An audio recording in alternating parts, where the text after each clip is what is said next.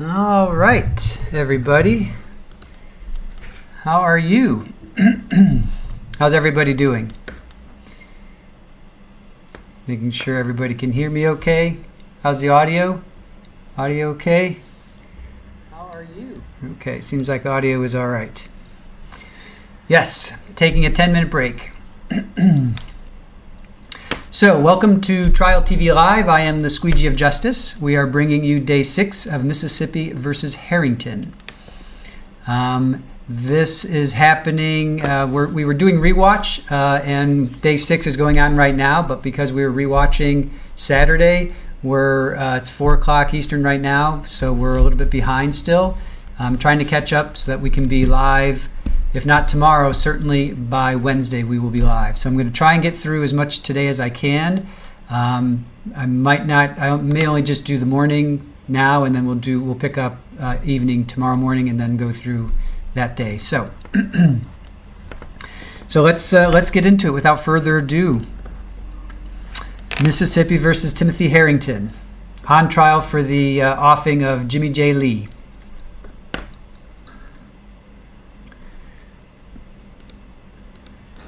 Let me pipsqueege myself. Pipsqueege going down.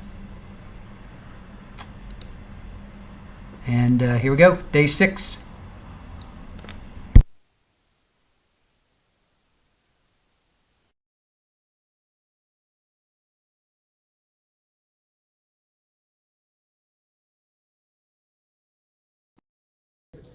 There may be some change of the guard with the media, but remember the court's instructions: do not, never, ever film the jury. Anytime the attorney approaches the bench, kill this mic here anyway. And before the jury comes in, yesterday morning, the jury, Lynn Weber, bailiff, representative from the state, representative from the defense, and the defendant went on a bus tour of some of the places that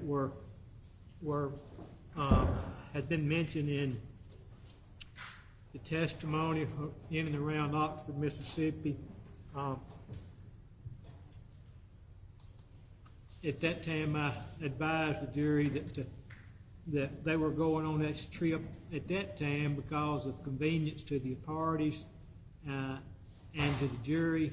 There's no significance of the timing of it based on the state's case, the defense case, and if it became necessary, we may go on another trip. Is there any objections to the manner in which the tour or the visiting of the area was conducted yesterday? None of the defense, Your Honor. Anything? No. All right, then we're gonna say that ship has sailed and they have seen it, and I've given you. We would ask just for the record that we add in the cautionary instructions. I will. Both at the beginning of our trip and the conclusion of our trip, I gave the following, or very close facsimile instructions to the jury. Ladies and gentlemen, you have received evidence of certain locations in this case. This court is going to allow you to view certain locations as part of the state's case in chief based on agreements of both parties. The only purpose of this viewing is to give you a better understanding of these certain locations, nothing more, nothing less. The time of the viewing is based solely on the schedules of the court as a whole and the jury, and not in relation to any evidence or arguments in this case. No other inference shall be drawn from the timing of the viewing, is what basically I was told them at the beginning and at the conclusion of the trip. That being said, no other objections? No objections, right? All right, we're not quite at 8:57. What else, if anything, do we need to take up prior to our bringing the jury in?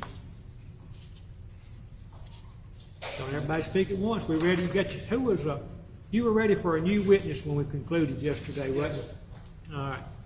I'm going to run and get my water and be right back.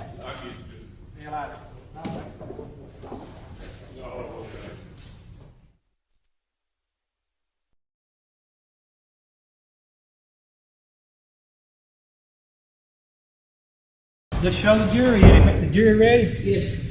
Okay. And well, I'll wait for the jury to get here.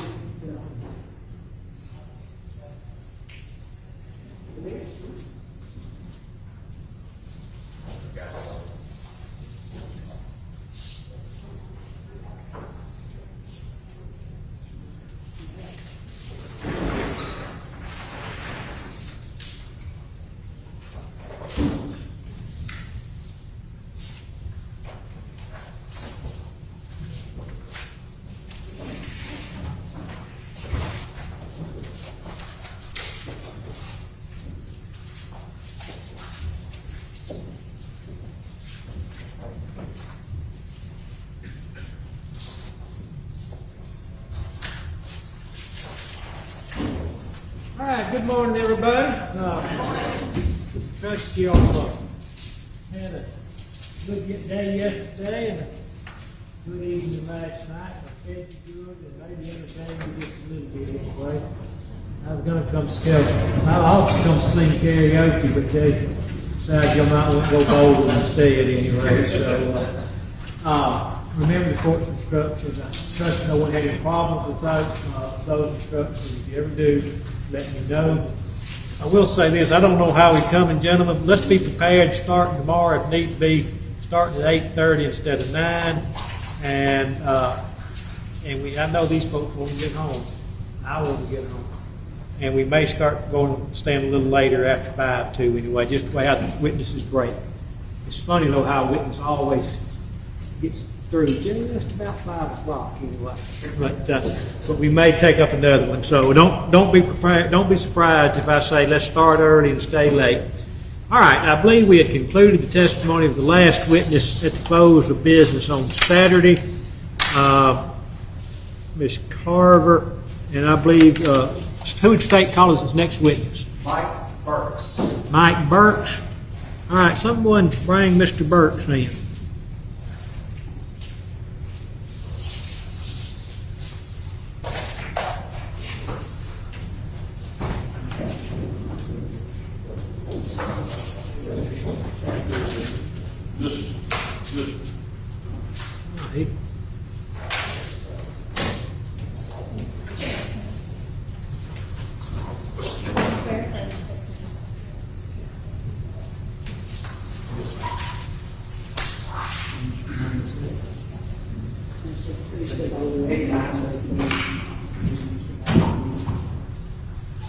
All right, you may proceed when ready.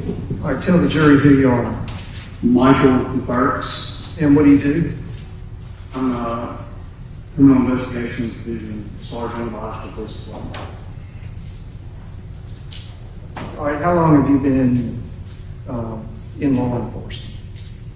This is my 9th year in law enforcement. All right, and we've got, well, I can still hear noise from outside. That microphone is right in front of you, but it's probably about 3 feet away, so the closer you can get to it, the better. Yes, sir. All right, so how long have you been in law enforcement? 8 years. Okay. Back in July of 2022, were you working for the Oxford Police Department? Yes, sir, I was. All right, and what were you doing at that time, position-wise? I was a detective. All right. Now, did you secure a search warrant for Jay Lee's vehicle? Yes, sir. All right. Did you actually perform the search warrant? Yes, sir. You and fellow officers? Yes, sir. Okay. What day did you execute that search warrant? Executed that search warrant on July the 10th. All right. And when did you actually go perform the search? July 11th. All right. And where was the vehicle, and how did you come to be aware about Jay Lee's vehicle, and what did you do? The vehicle was at Bandit Towing. I was made aware by my lieutenant at the time, Lieutenant Fortner, that I was to meet Lieutenant Carradine and Sergeant Douglas with UPD at Bandit Towing. All right. After you got the search warrant, did you go to Bandit Towing? Yes, sir. Did you observe Jaylee's vehicle? Yes, sir, I did. All right. What kind of just plain view observations did you make? Plain view observations, I observed debit cards, credit cards in the driver's seat of the vehicle, and I observed a key ring with 2 gold keys on the passenger side of the vehicle that had a little wooden block attached that said J. Other items in the vehicle? Yes, sir. All right. Did you take photographs of the exterior and the interior of the vehicle? Yes, sir. All right. And did you check to see whether the car was locked or unlocked? Yes, sir, I did. I checked the passenger side door and the vehicle was unlocked. All right. And with regard to Bandit Towing's procedure, would they have needed to gain access to the interior of the car before they towed it to their place of business? No, sir. All right. So it was in the same condition as it would have been before they towed it there? Yes, sir. All right. If I could have this marked for ID as a connected exhibit. It's going to be 89. We start with this morning. All right, be marked as S89. Those are photos of. No objection, David. Okay. All right. It's going to be 20. 20 pictures. All right. I assume you're asking to be introduced. Is that correct? Yes, sir. All right. I think he's justified to photograph, right? He did. Okay. All right. S89 will be omitted. All right. And you've reviewed these photos that we just had received into evidence. Yes, sir. And did they accurately depict the condition of Jaylee's vehicle at the time you observed it on the 11th? Yes, sir.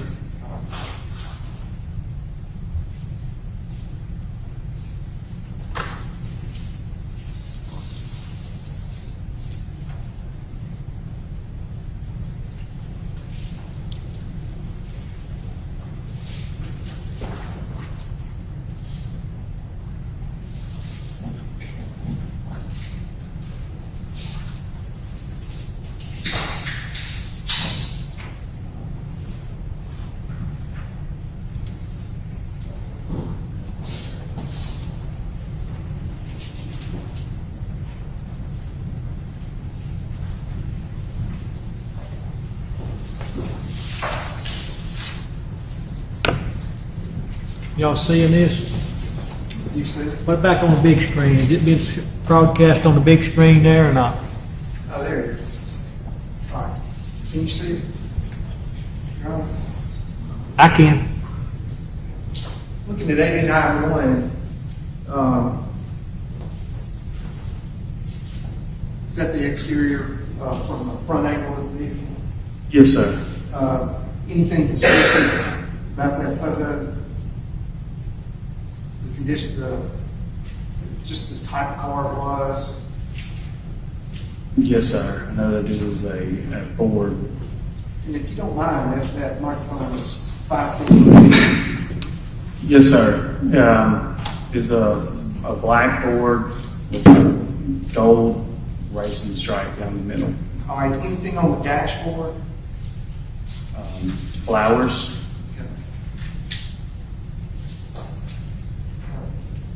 Going around that angle is there on 89-2 of the sort of a angle looking down the driver's side of the vehicle. Yes, sir. And then 89-3 is just going to be an exterior photo of the rear. Yes, sir. And, just some unique characteristics of that. Had a student ID and a sticker on the back and a vanity tag that said Jaylee. Yes, sir.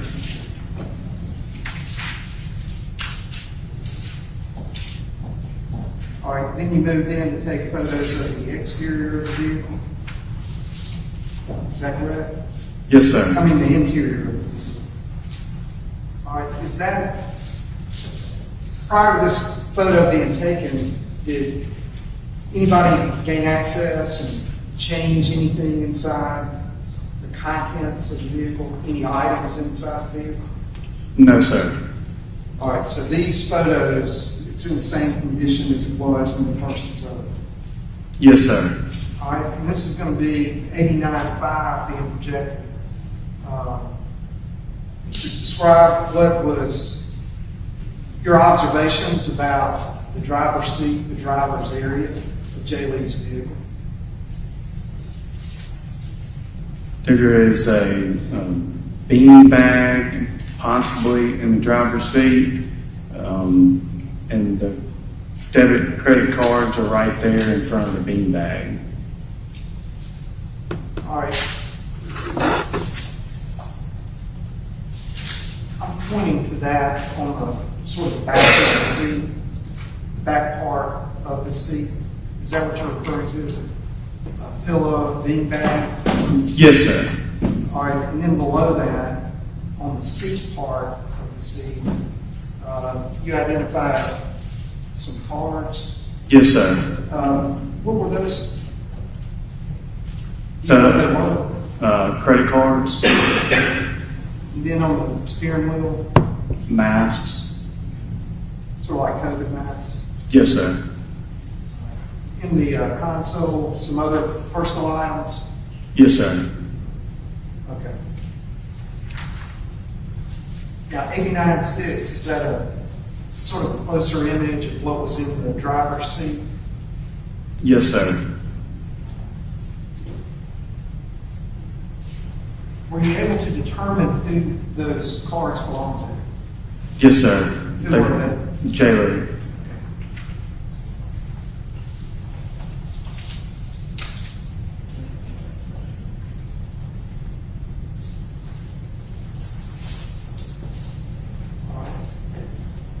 Looking at 89.8. Let's cover up those numbers there if they're visible.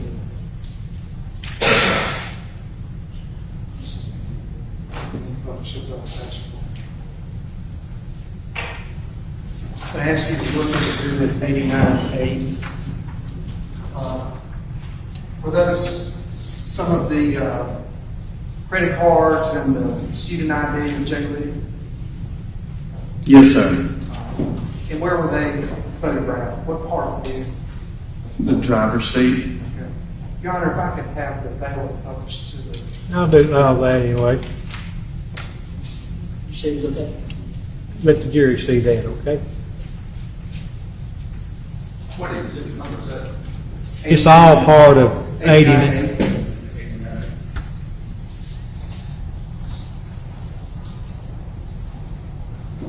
I didn't want those numbers displayed on the screen, so All right. Going to hand you 89.9.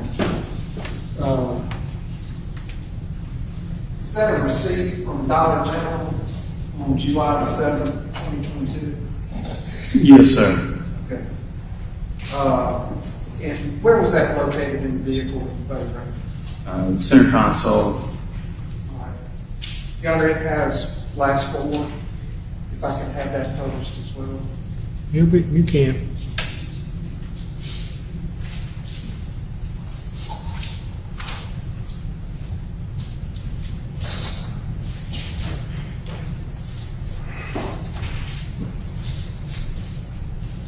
All right. On the screen, I've got 8910. That photograph was made during the search of Jay Lee's vehicle. It was And where is that located in the vehicle? center console. And what items were significant for taking that photograph? The credit cards. Did you find out who they belong Yes, sir. Jailer. to? How did you identify them? By the names on the cards.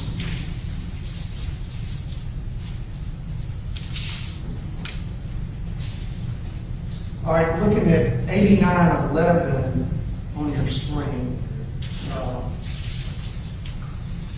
Have you moved to a different area of the vehicle? The passenger side. Passenger side. Now, is that the same condition as when you first observed before you took any photographs? Yes, sir. Still in the same condition? Yes, sir. All right, and just kind of describe that area of the vehicle, what was in the seat, what was in the floorboard, things like that.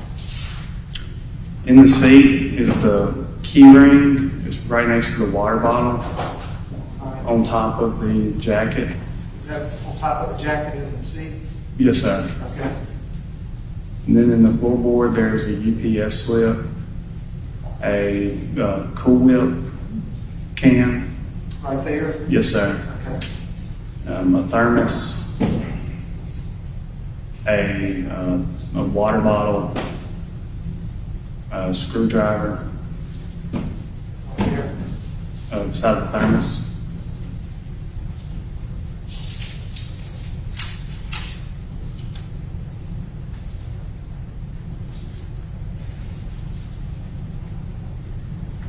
Right Yes, there. sir. Yes, sir. Beside.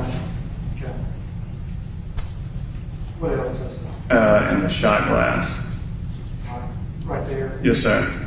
All right, the shot glass standing straight up or knocked over. Standing straight up. All right. What about the Cool Whip? Sitting straight up.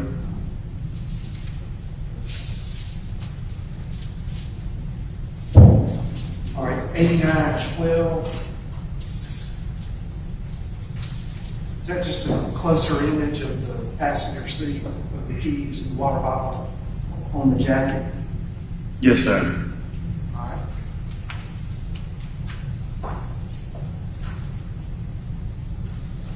And 8913, is that just a closer image of what was on the floorboard? Yes, sir.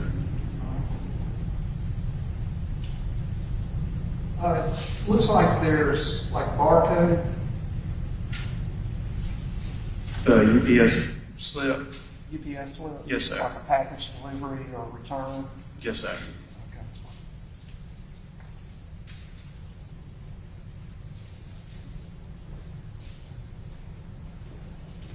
Thank you very much. All right, now looking at 8914,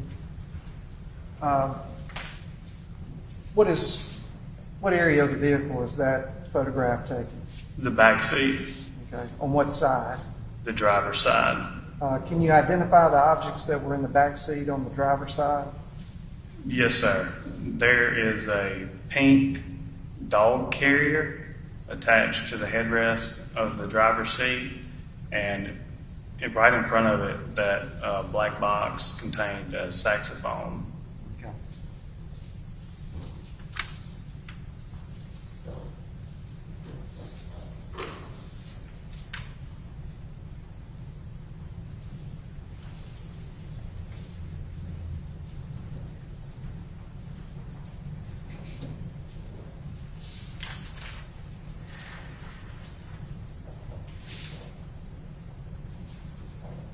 All right, looking at 8916. What part of the vehicle is the interior of the vehicle is being photographed? The back passenger side. All right, just describe for the record and for the jury what you observed in the back seat and on the back seat floorboard. Another box, some toilet paper, and a thermos in the floorboard. Now then, in the vehicle, you've documented the different debit cards, credit cards, ID. Was there any other things of value Inside of the vehicle. inside the vehicle?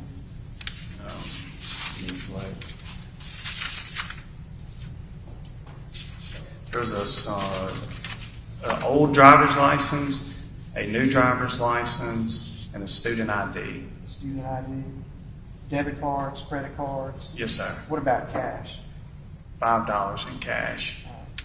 You project 8917. Where was that cash observed? This cash was loose dollar bills in the center console of the vehicle. Okay.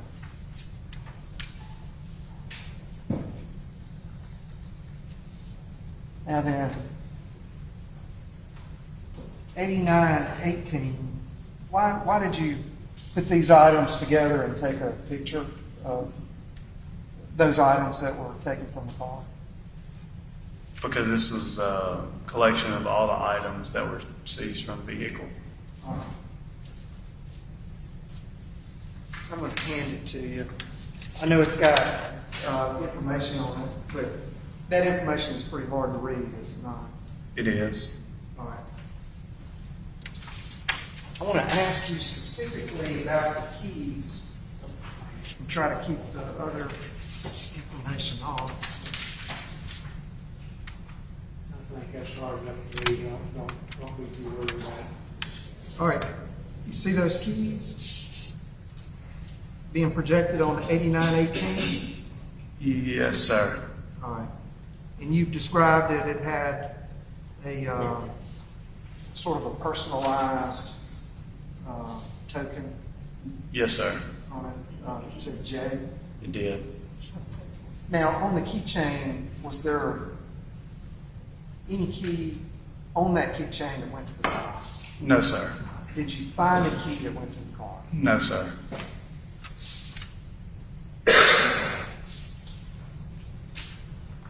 All right. And then 8919 was the saxophone in the back seat? Yes, sir. And that was that in the box on the driver's side? It was. Okay.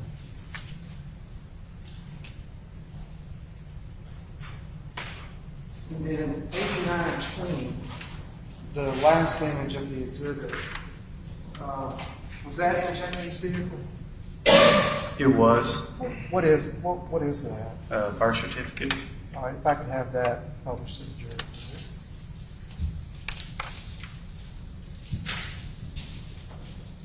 Where was the birth certificate found? I do not recall. Don't remember what area.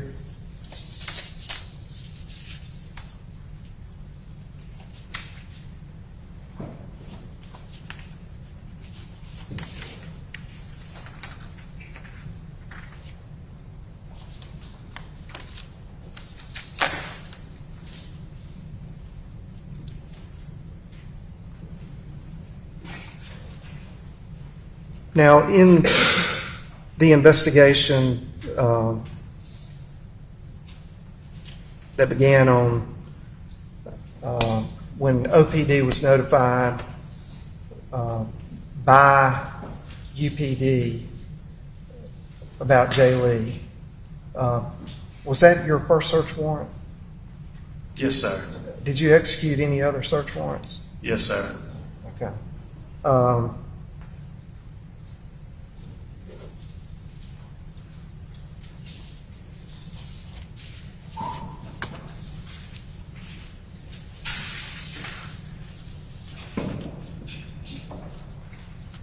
How many search warrants did you seek to get on any of his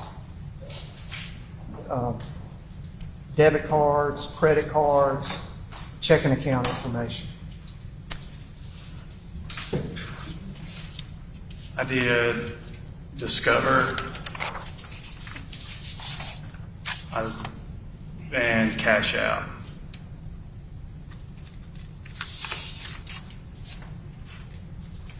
And we sent one off to American Express as All right. well. So you were involved in the American Express search warrant as well? Yes, sir. Okay. All right. At what time did you issue a search warrant for the Discover card? The Discover card, it was early on in the investigation. I believe it was on 12. July the 12th?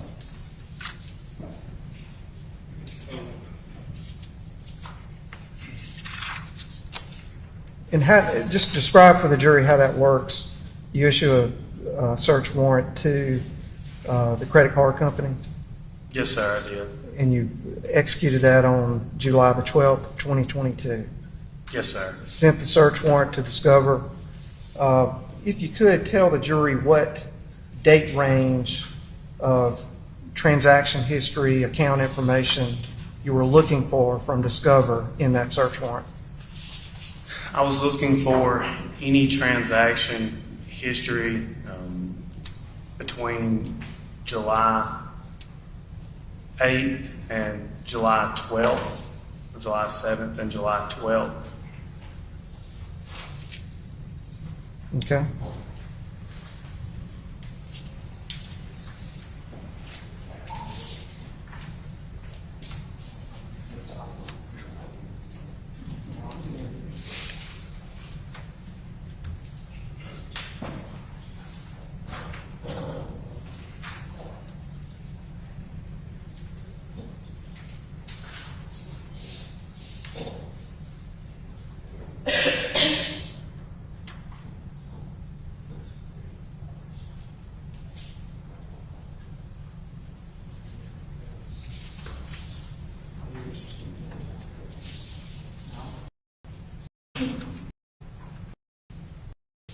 Counsel, just kind of stating to the record, if the number of pages, and just state how many pages there are, so start throwing stuff around the courtroom, we'll know what we got to find. This is S90 from.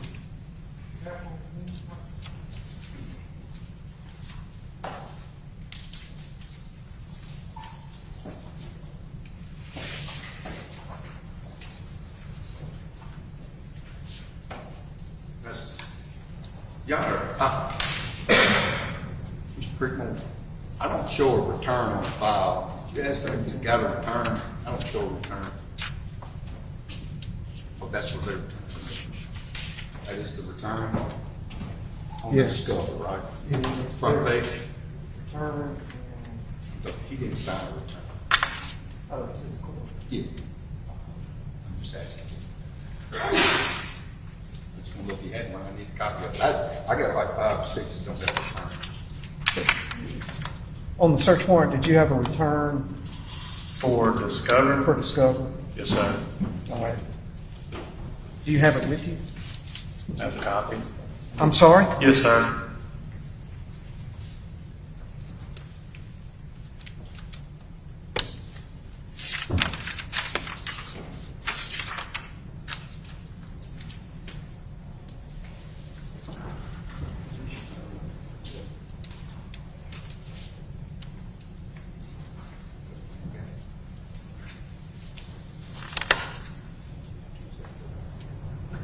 That's my concern. No objection to the records. We'd ask that they receive. All right, let's get it. It's gonna be 90 for you, 90. S9. All right. S90 will be admitted.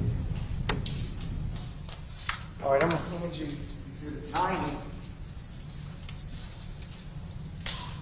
Now, We got all he can need, Sheriff. I mean, if anybody in charge, y'all hot enough? All right. Yeah, I know, just do your best. We ain't too particular.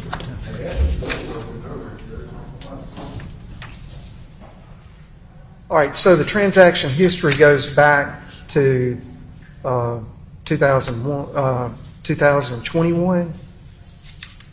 Yes, sir. All right. What was the date of the last transaction on the Discover card? July 7th of 2022. All right. At the time that Discover was complying with that request, that was on 7/12. They would have given you any transactions that would have occurred between July the 7th and July the 12th, correct? Correct. Were there any other transactions in between July the 7th and July the 12th of 2022 on that Discover card? No, sir.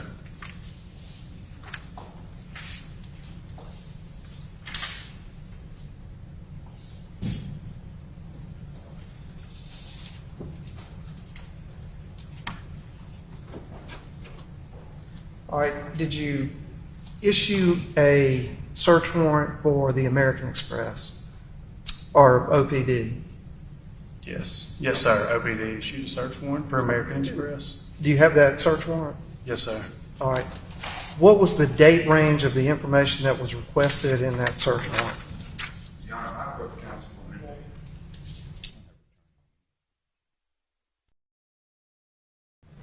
And do you have the return on those? Yes, sir. All right, what was the date of the return on the American Express? I believe it was returned in February of 23 because you have to mail American Express search warrants.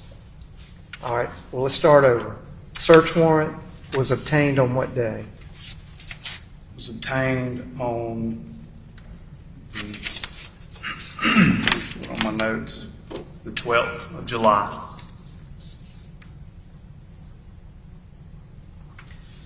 When was it delivered to American Express? It was mailed to American Express on the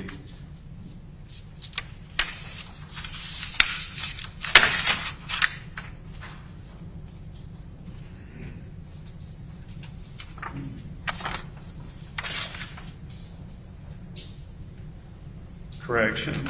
American Express was on the 18th of July, and it was returned on the 24th of February 2023. February 24th of 2023. 2023. Did they send a return to you when they sent you the information, the transaction history on that account? They did return the Certificate of authenticity? I do not believe they returned the certificate of authenticity. They didn't send a cover letter with it? I don't believe so. All right. So the records that you have from that account, what is the date range on the information that you received? The date range on American Express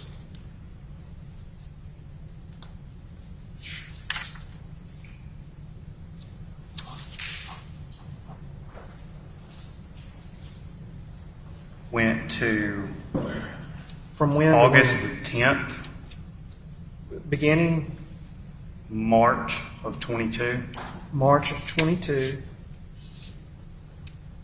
until until the last charge was August the 10th. of 2022? Yes, sir. All right. Now, on that information that they provided, is that the one where you had to go in and put a password in order to access the information? Yes, sir. Okay.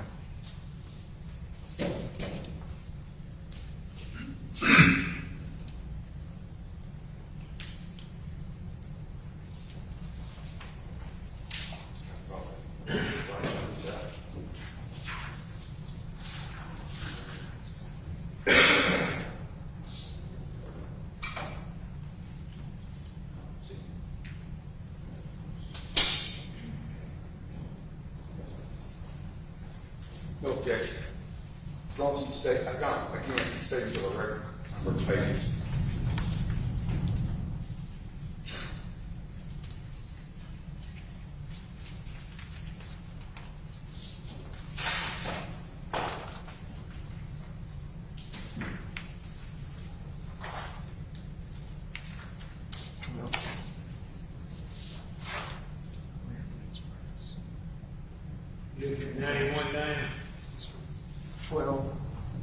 No, but exhibit number 91, Yes, sir.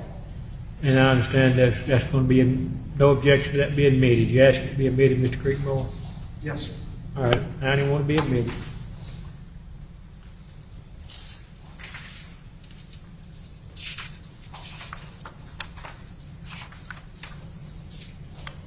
All right. So, looking at the transaction history on American Express, if you could just tell the jury how many transactions were on J. Lee's American Express in the month of April. In the month of April, 27. All right. It's actually, you had March as well too, didn't you? Yes, sir. So how many transactions in March? 18, How many in April? 27, How many in May? 36, How many in June?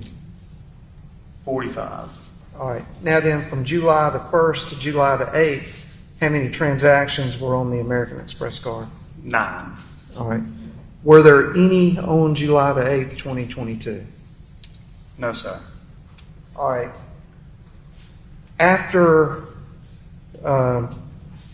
July the 8th, 2022, did you look at the transaction history through that August, I believe you said August 12th, did you not? 10th? August 10th. Did you examine that history? Yes, sir. Did you determine what kind of charges those were? Yes, sir. They were automated charges.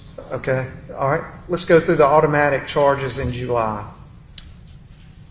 July the 10th and the 24th, Apple. So that would be like a Apple fee subscription service Yes, sir. that automatically came out of the account. Yes, sir. All right. And then what's the next automatic that occurred? Disney Plus on August the 4th. All right. Subscription charge? Yes, sir. All right. Automatic? Yes, sir.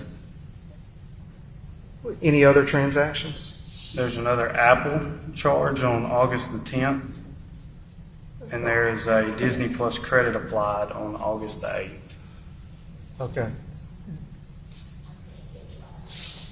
That microphone, get real close. So that last one was a Disney credit?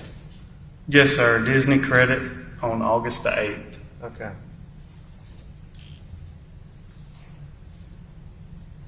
How were you able to determine that those were actually automatic transactions? Because I could see on the statements that the Apple charge showed that it was an internet bill Okay. charge. And though, would Jay Lee need to be alive in order for those charges to occur? No, sir.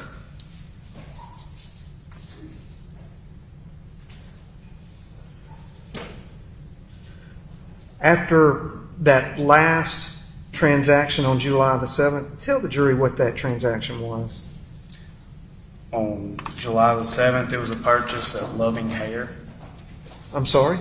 It was a purchase at Loving Hair Okay. Was that an automatic charge? on July the 7th. No, sir. Point of sale purchase? Point of Yes, sir. sale purchase? Yes, sir. All right. Were there, after that transaction, were there any other point of sale transactions on that American Express? No, sir. Okay.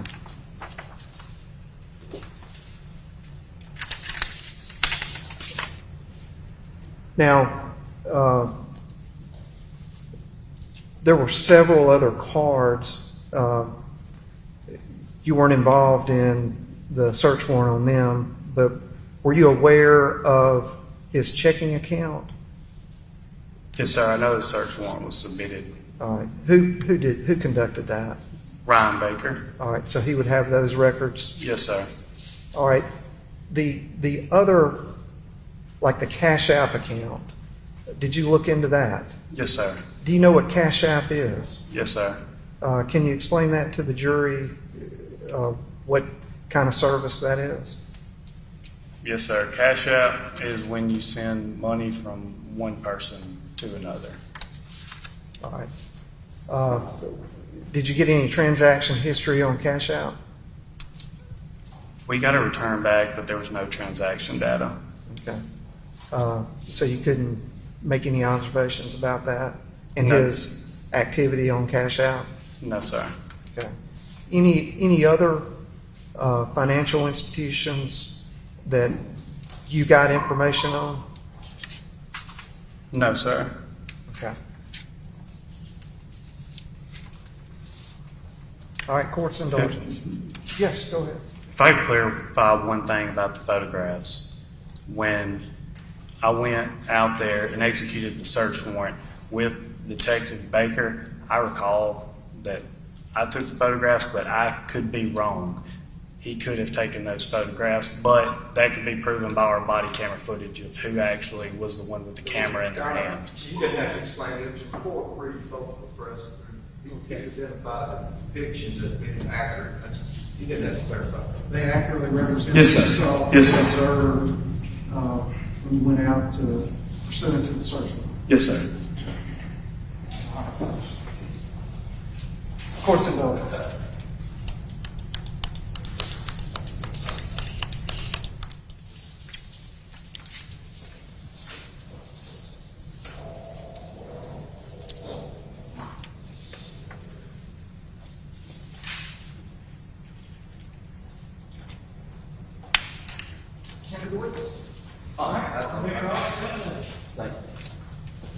Detective Burke, I want to ask you a couple of questions about your investigation. My list reflects that you did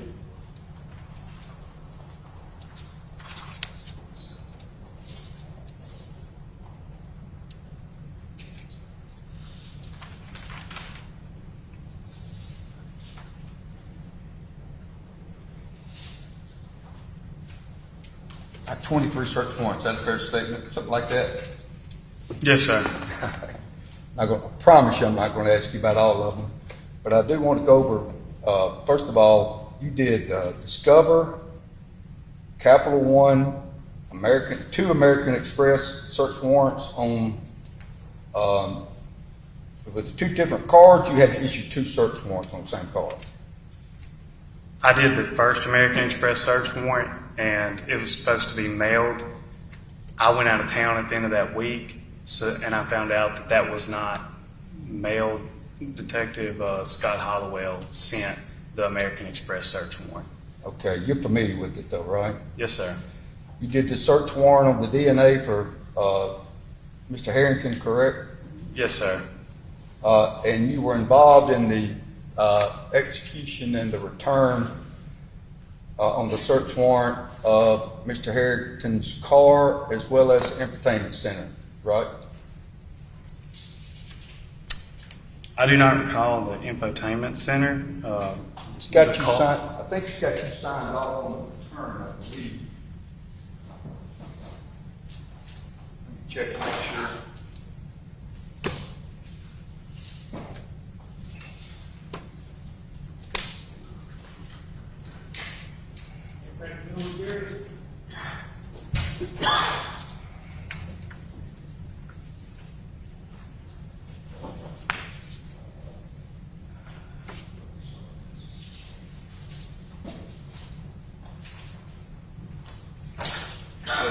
I'll get back to it, but you did the apartment lock audit, the two search warrants on his apartment, Mr. Harrington's apartment. Did you do two search warrants on it? Yes, sir. You did Jaylee's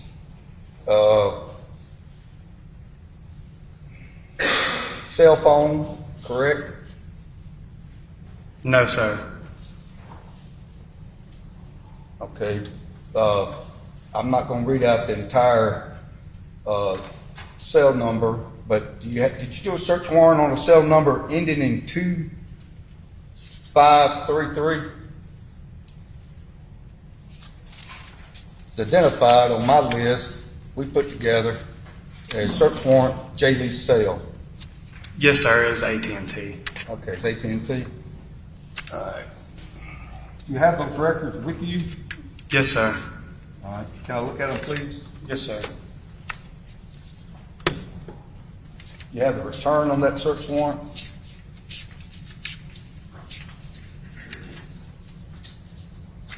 Yes, sir. Okay, can I look at them, please, you mind?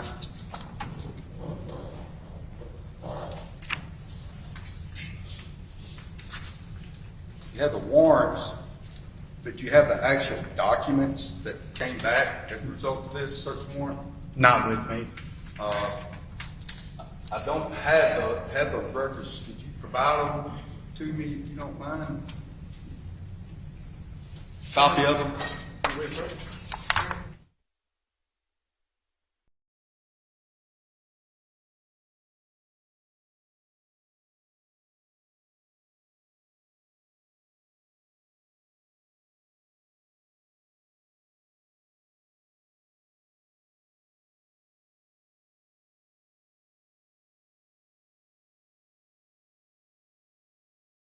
Mr. Burke, if you don't mind, I promise you I'll get your copy back, but if you give me that return by mark it, for it, make sure that we get a copy of it back.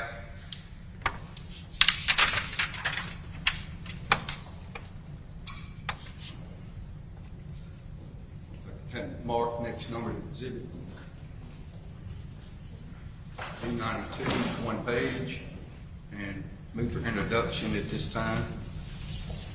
No objection. That's the return of AT&T. Cell phone data returned from Jimmy Lee. Okay.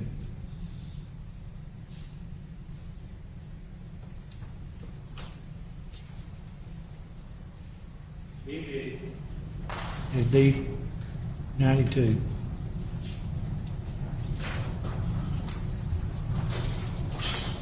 Detective, that, you agree with me, you got those returns, back on July the 25th, correct, 2022. I promise you I'm not gonna mislead you. Fair statement. The 21st, When was the return signed? the 25th. That's right, you signed the return, but you got them back on the 21st. You signed the return on the 25th, right? Yes, sir. All right, thank you. As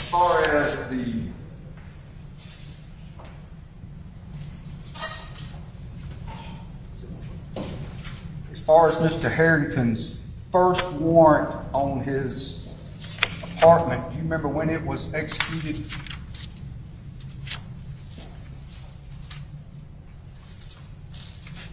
July the 22nd.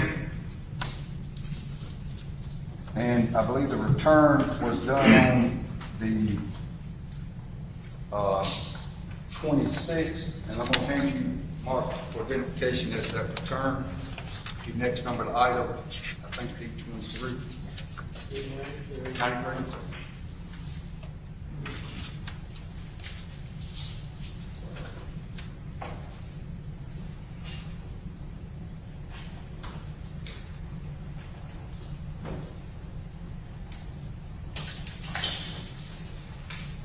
Now, I think these items have already been introduced into evidence, or photographs of these items have been introduced in other exhibits, but this appears to be your return that you executed the search warrant. I think you did send a video of it on the 22nd, and you executed that one on the 26th, right? I executed it on the 22nd. It was signed on the 26th. Okay. All right, thanks. And you also did, on that same day, you executed a search warrant on the lock audit system there at the apartment complex, correct? Yes, sir. And I'll hand you the return, what I understand to be the items in relationship to the lock audit for Mr. Harrington's apartment, correct? You got that return, and you executed that warrant, right? Yes, sir. We did have information returned to us.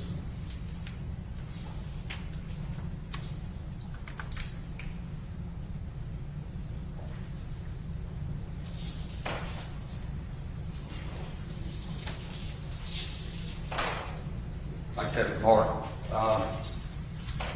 for identification introduced, there's no objection to it. Has to be amended. The return. And the contents of the return.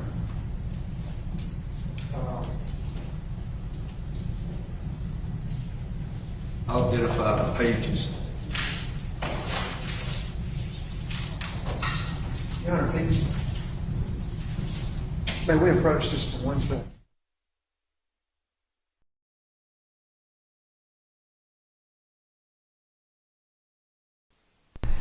All right, guys, I'm going to jump in here and just kind of do a quick recap of, yes, sir.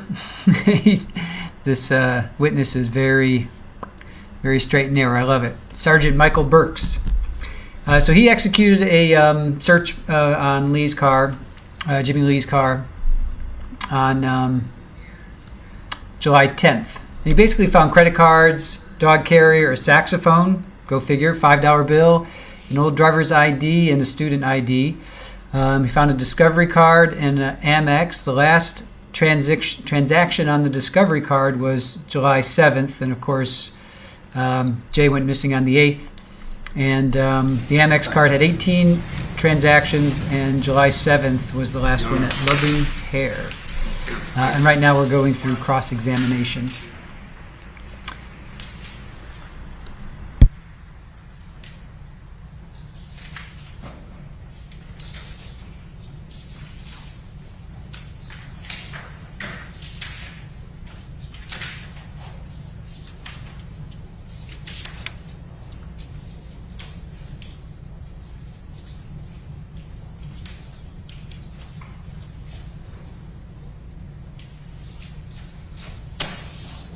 It's 17 pages, I believe. Read it tomorrow.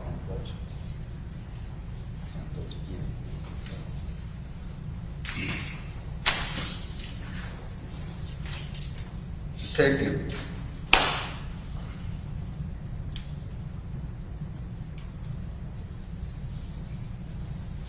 D94 appears to be what's been provided as the return and the contents of the return, similar to the other documents you testified about. Does that appear to be the return, the lockout return from the apartment complex, Mr. Herrington?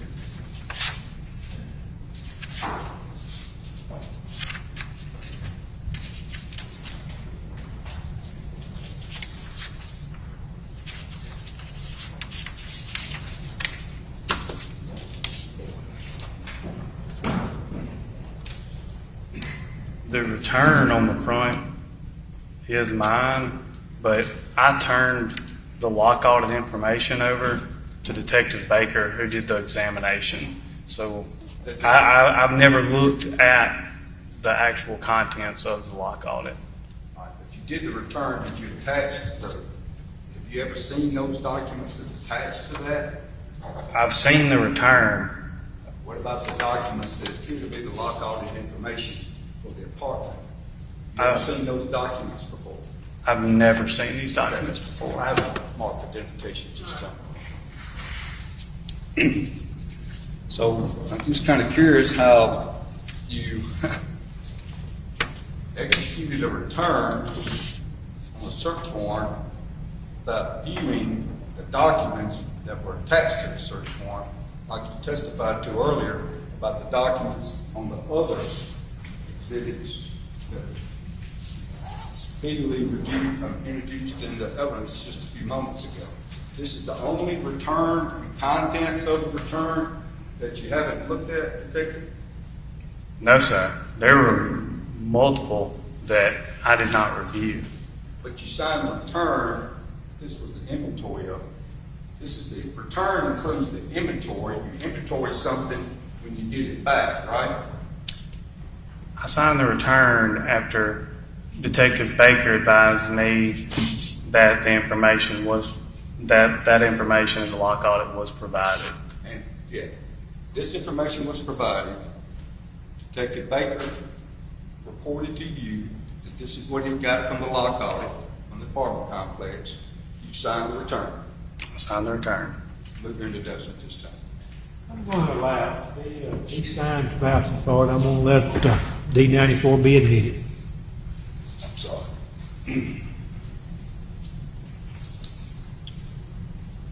All right. I noticed that you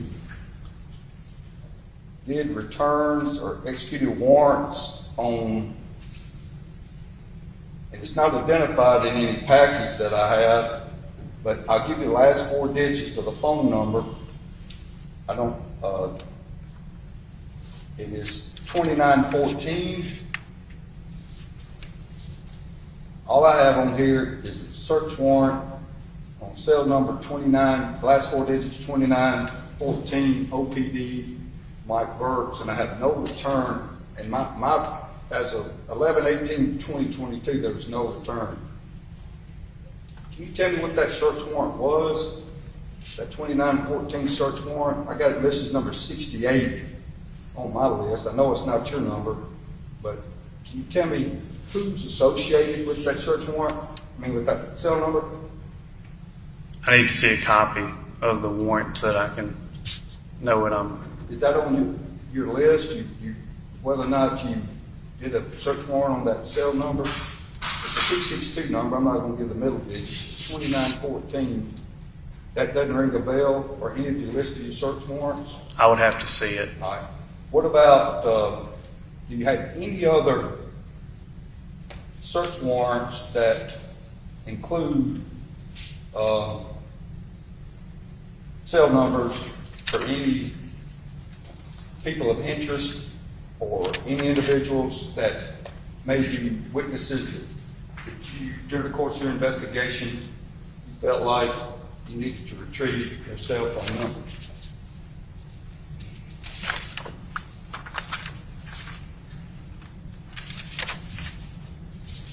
If you identify those individuals, I appreciate it. All I have is numbers. Right. Can you please repeat your question? It was twofold.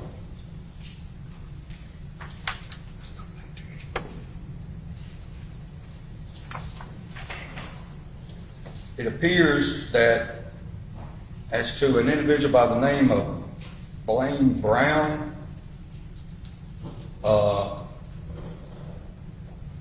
cell phone number for Mr. Brown, and I think it was executed. There was no return on files. OPD, y'all's records, there's no return. You remember getting cell phone numbers from Mr. Brown? Can I see the document that you're referring to? Now, I'm not gonna have it marked, I'm just gonna look at it for a That's second. fine. You look at it and tell me whether or not. Look at the whole document, there's a couple of people on there. Got on my list that you sent them and executed them. If that's incorrect, please let me know. I do not recall doing a search warrant for Blaine Brown, or I do not have the warrant in front of me. Or that number, is that number associated with him? Am I missing something? I see the number, I just don't recognize it. Okay. What about the other numbers on there? Y'all don't mind if I approach? And the name on there, Blaine Brown, and there's a number on there. Don't read your cell number, please, but the last 4 digits, 2489. It says Mr. Baker on there. And Mr. Baker did those. You did not do those, right? Right, I have no recollection of that. I want to talk to you a little bit about some of the photographs that we just looked at. Did you? Where's your photo? Last 89. Where's the photographs we just did? Where are they?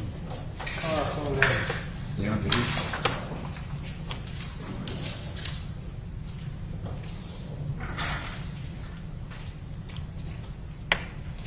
What's this? There's a picture of a car right there. I don't know if that's it or not anyway. Here it is. Take a moment.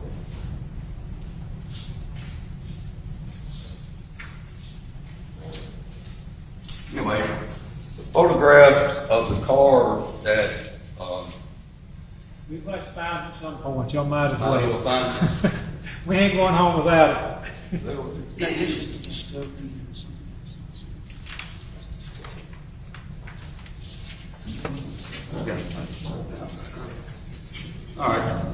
Judge.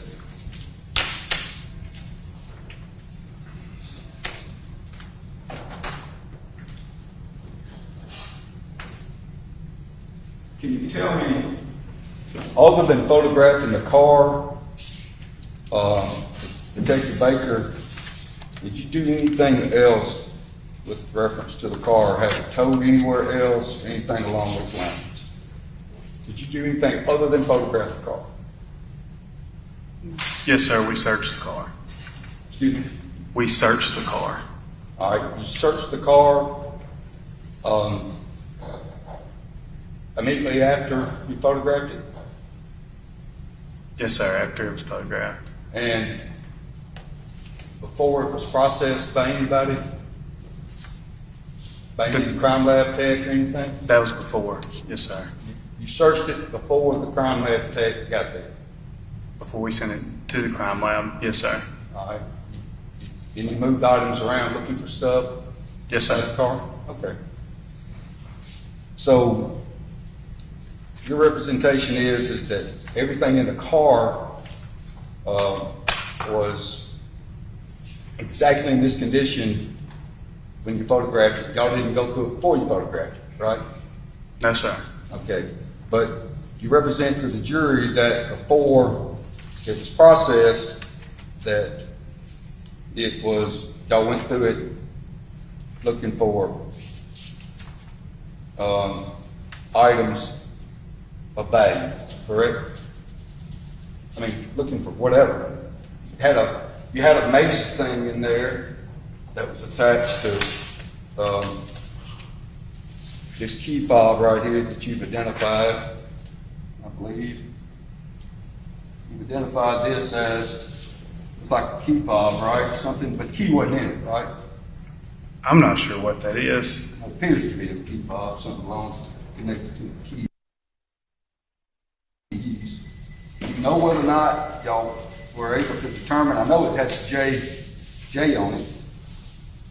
Maybe you'll figure out that's probably J. Lee's, but those keys that are associated with that key ring, did y'all, or did you do anything to determine whether or not what they went to, anything like that?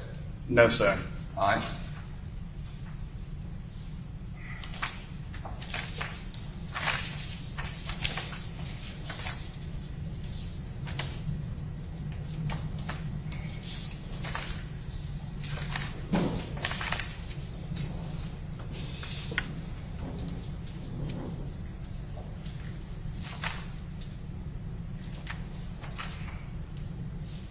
And in this photograph here, I'm trying to figure this out. You have a little bit, I appreciate it. How you blow this thing up, Judge?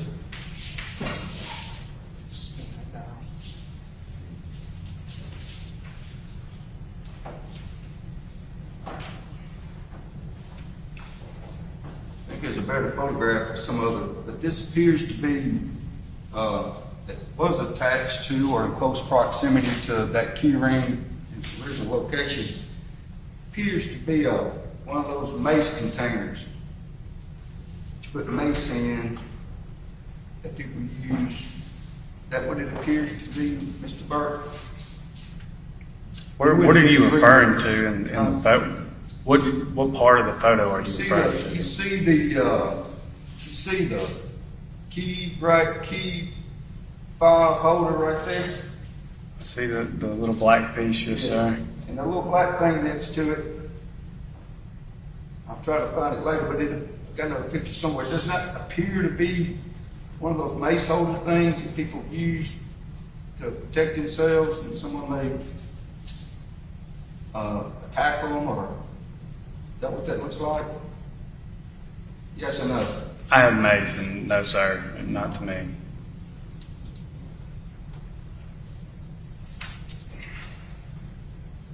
All right, but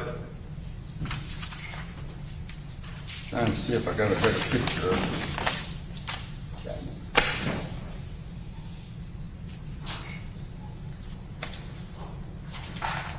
But it's a fair statement that these water bottles, that water bottle on the seat there, is materially in the same place generally. You may move it a little bit. It was sitting on the seat at the time right?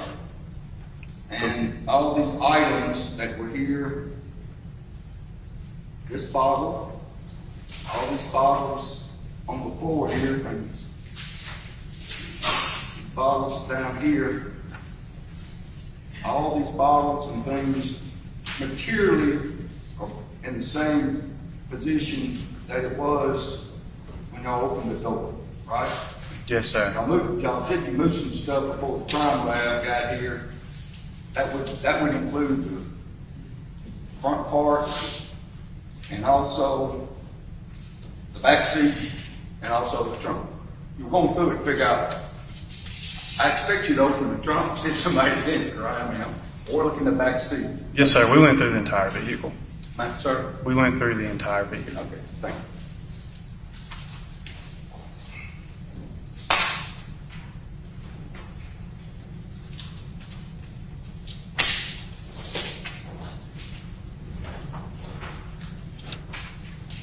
Now, the return on the search warrant in Mr. Herrington's house, the first one didn't include the cell phone that was taken from his residence, right?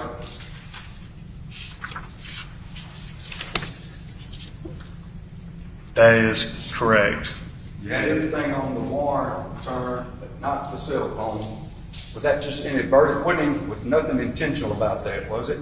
Just happened to be missed off that return? The cell phone was taken with Detective Baker and Lieutenant Fortner when they left the apartment. It wasn't in front of me. I didn't see it. I didn't notate it down. So they took the cell phone with them, with Mr. Herrington, right? Yes, sir.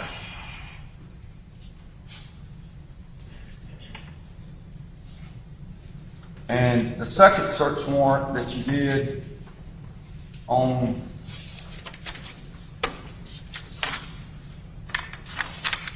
Mr. Harrington's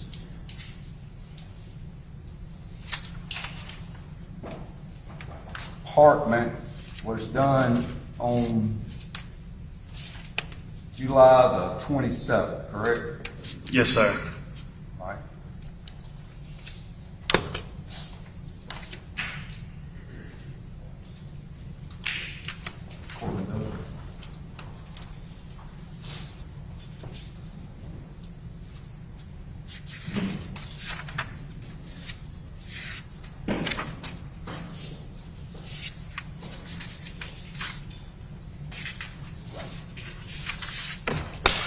I think I'm about done, Your Honor. One more question, I think.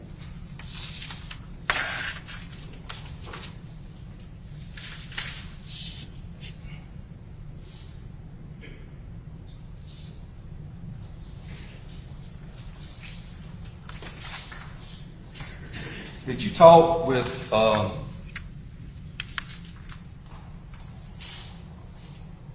anyone there when the vehicle it was towed there by Bandit? Is that right? That's where y'all went to Bandit to do this. Is that right? We did go to Bandit. So you didn't tow it anywhere else. It was at Bandit.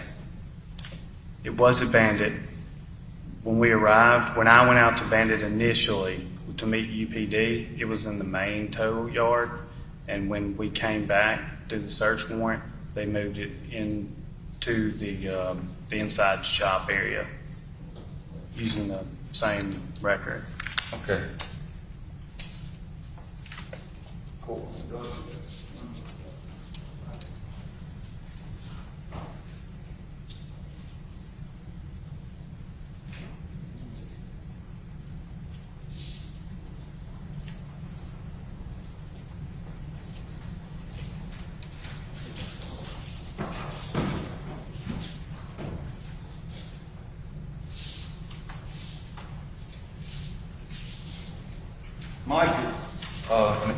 Detective, did you talk to the tow truck driver that day or just go to Bandit?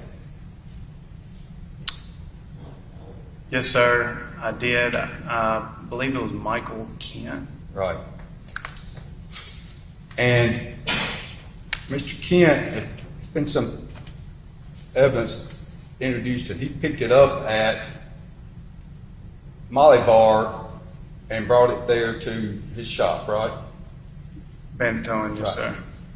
And he was pretty adamant when he talked to y'all that it wasn't in that parking spot when you interviewed him when he passed through earlier that day. I'm not saying it wasn't in Molly Bar Trails, but he was pretty adamant that he didn't miss it that morning when you went through what. I don't recall. Thank you. I think that's all I have. All right, redirect. All right. Now, this witness be finally excused. Would you like to return? John, I may meet him later. All right. I'm not sure. You're remaining subpoena, which means you can't be in the courtroom during other people's testimony.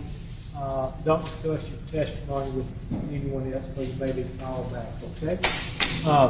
Be free to leave the courtroom and just be in contact. Y'all got contact information on you, Mr. Horan? Yes, sir. I think I do. Just want to make sure on this is photograph. I can get him. All right, you can leave. You don't have to stay in the courthouse, but you can't stay in the courtroom, okay? Yes, sir. Don't discuss your testimony with anyone else. Let's see, y'all been out there an hour and 11 minutes. So we actually started on time this morning. I don't know if anybody gave us any credit for that or not anyway. And you haven't had to get up and leave yet. So far we're getting, I'm going to give us credit this morning. Why don't we, how long, next week is going to be quite long, isn't it? Let's take a break, okay? Remember the court's instructions. Don't discuss the case. Don't allow anyone to discuss the case with you. Don't form or express any opinions about the case. Y'all can express opinions about Hattiesburg getting beat.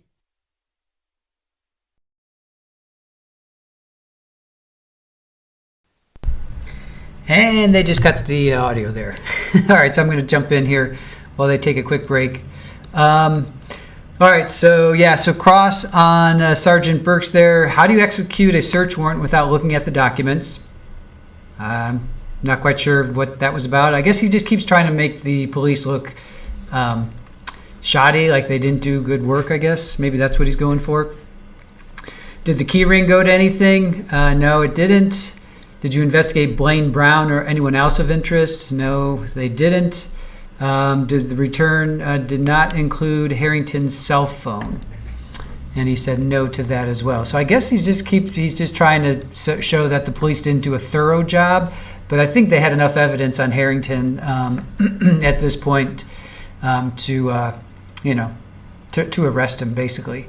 I want to welcome a few new people. Gilly Pudd, you're not that you're new, but nice to see you here. Puffy Freeman, thank you for joining us. He's not private. I'm sorry, he is private. He's not.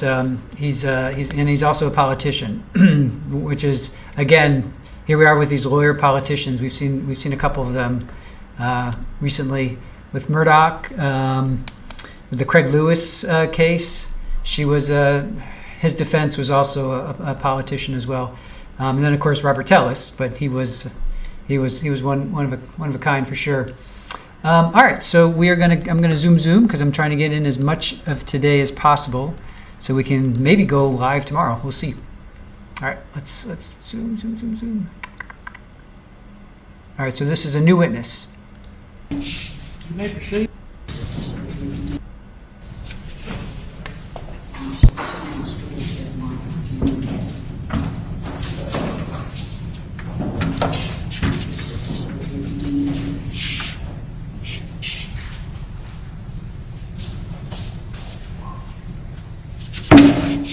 You may proceed when ready. Detective Baker, please introduce yourself to the jury. Ryan Baker. And could you tell us how are you currently employed? I'm currently employed by the Oxford Police Department as an intelligence officer.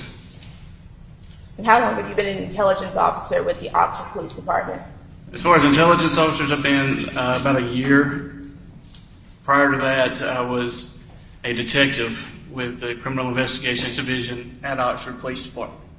So in July 2022, what was your position? Were you the detective then? Yes, I was a detective during July of 2022. How long have you worked in policing? In policing altogether, I've worked about 14 years. 9 years of that would have been with Oxford Police Department. Do you specialize in any particular area in your work with the Oxford Police Department? Yes, I'm a cell phone forensic examiner, if you will, as a part of the criminal investigations. Okay. Before we get more into detail, Oxford Police Department became involved in the disappearance investigation of University Police of Jay Lee due to his car being found at Molly Bar Trails. Would that be accurate? Yes, that is correct. And Jay Lee's car was seen leaving from where? Jay Lee's car was seen leaving from his apartment at Campus Walk, and then later on in the investigation, we see it going to Molly Bar Trails, leaving from. We learned that his car left from Lafayette Police. Did you have an opportunity to view footage of Jay Lee's car leaving his Campus Walk apartment? Yes, I have.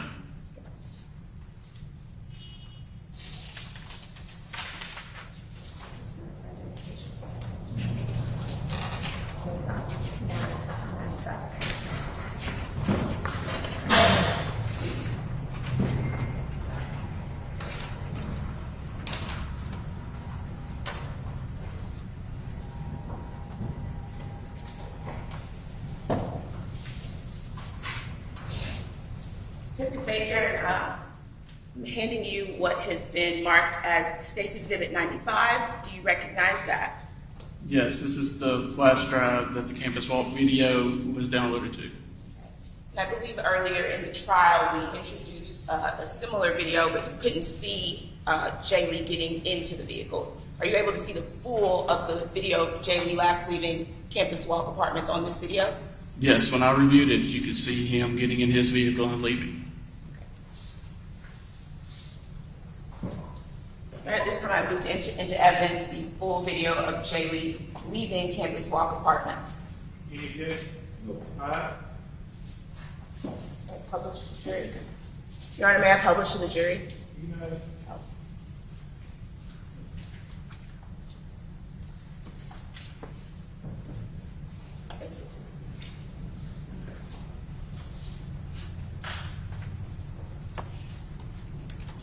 No, we don't have our objection on the any objections to previously noted. be noted for the record of previous objection of introduction of this testimony.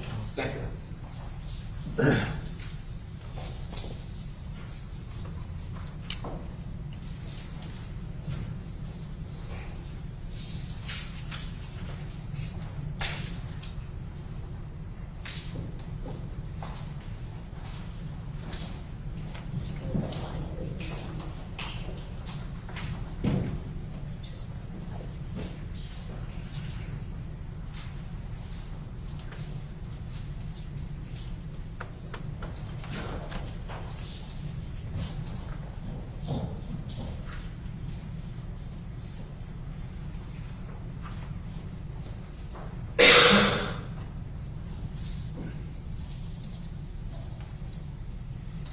And Detective Baker, are you able to see, is it showing on your screen? Yes, ma'am. Okay, and is this the, See? What about the big screen? Is it showing? Yes. All right, we're good to go. is this the footage that you reviewed? Yes, it is. Okay, we'll play it through.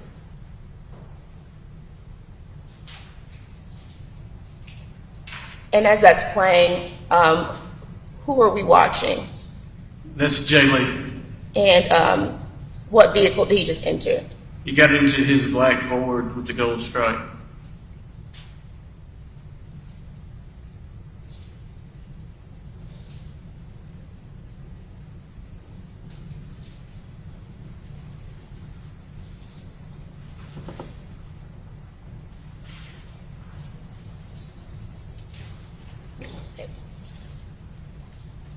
Now, Detective Baker, if you could please tell me some of what you learned about Tim Herrington's background and who he is over the course of your investigation?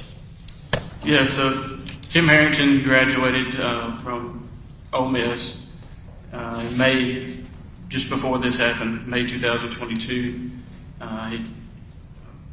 Tim studied and read and searched and looked up a lot of things about real estate. What was the question? What was the question? I'm done. Please respond. Check.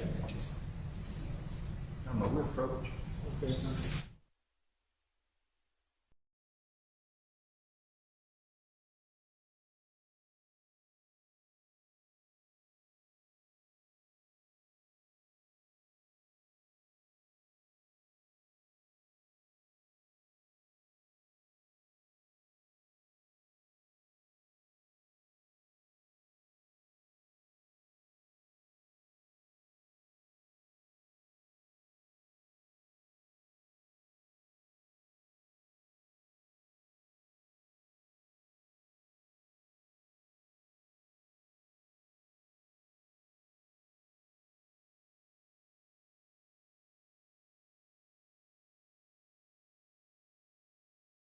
More specific, what is Tim Herrington's height and weight? Or what was it at the time he was arrested in 2022? At the time he was arrested, he was 5 feet 8 inches and 160 pounds.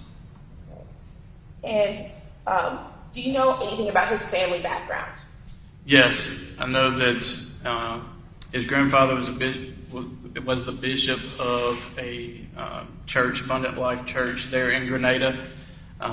Several of his family members served on staff there at that church. His dad, his uncle, and so forth were very active in Abundant Life Church. Tim taught classes, youth Sunday school type classes there at that church. They were a well-known family around Grenada. A lot of people knew who they were. Would you describe them as a wealthy or affluent family? Yes, I would. And you said Mr. Herrington was also active in the church in Grenada? He was. He, like I said, he taught youth classes. He also played the instruments there for the church as well. Did you learn anything about Mr. Herrington's sexuality over the course of your investigation? Yes, Mr. Herrington was not openly gay. He was not openly. First of all, give me a basis for that. Detective Baker. They have foundation.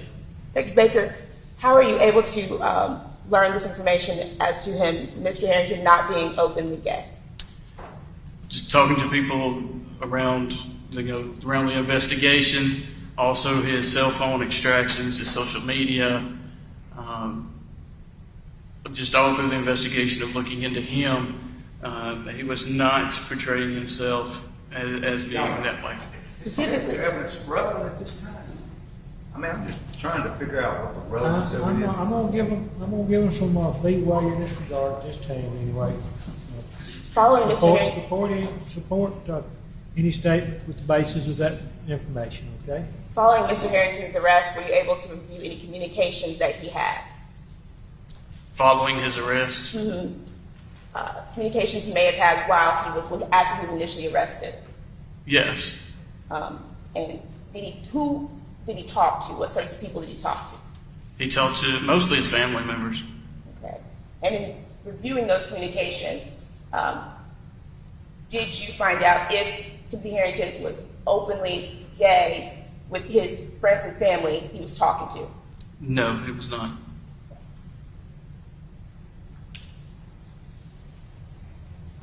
You stated earlier that you specialize in computer forensics and cell phone extractions. Tell me about what that is. All right, so cell phone extractions is we use a tool, and there's multiple tools out there. We have 2 of those different types of tools, different companies, so forth. But essentially, what a cell phone extraction is just a tool connects to the phone and basically makes a handshake with the phone and ask the phone to share the phone's data with the tool, to extract that data off the tool. And a lot of things, you get a lot of things from that phone, like emails, text messages, call logs, location data, any apps that were downloaded to the phone, a lot of things like that that the phone will share with the extraction tool. Tell me, have you received any training in order to do the cell phone extractions? Yes, I have. In 2021, I went to the National Computer Forensics Institute over in Hoover, Alabama, and the NCFI is what we call it, is run by the Secret Service, United States Secret Service, and I took a course there, a 156-hour course on cell phone examining, and then I was ultimately certified as a Celebrite certified Celebrite operator. And since 2021, about how many cell phone extractions have you performed in your work with Oxford Police Department? Approximately 120 extractions. And you stated that it pulls things like apps and location data, things of that nature. In your investigation, and I believe throughout this entire investigation, throughout the trial, we've heard testimony regarding different apps, such as Tinder, Grindr. Have you learned anything about if the defendant uses those apps? Yes. Okay. But also throughout your investigation, the victim, Jay Lee, he used those apps as well, right? He did. I want you to tell me, is it typical for people to use those apps, or is that just typical in the gay or LGBTQ community? No, it's typical. I mean, we're in a college town. There's a lot of students here. It's not, I mean, just about all the students that you see here are people of their age, are always on their phones. They're constantly using social media. So it's very common for people of Jay Lee and Tim's age to be on apps. Like the dating? Social media apps, dating apps. Like I said, it's college town, always trying to find that companion and so forth. So dating apps are very common, yes. And when you performed, I think we're talking about the cell phone extractions,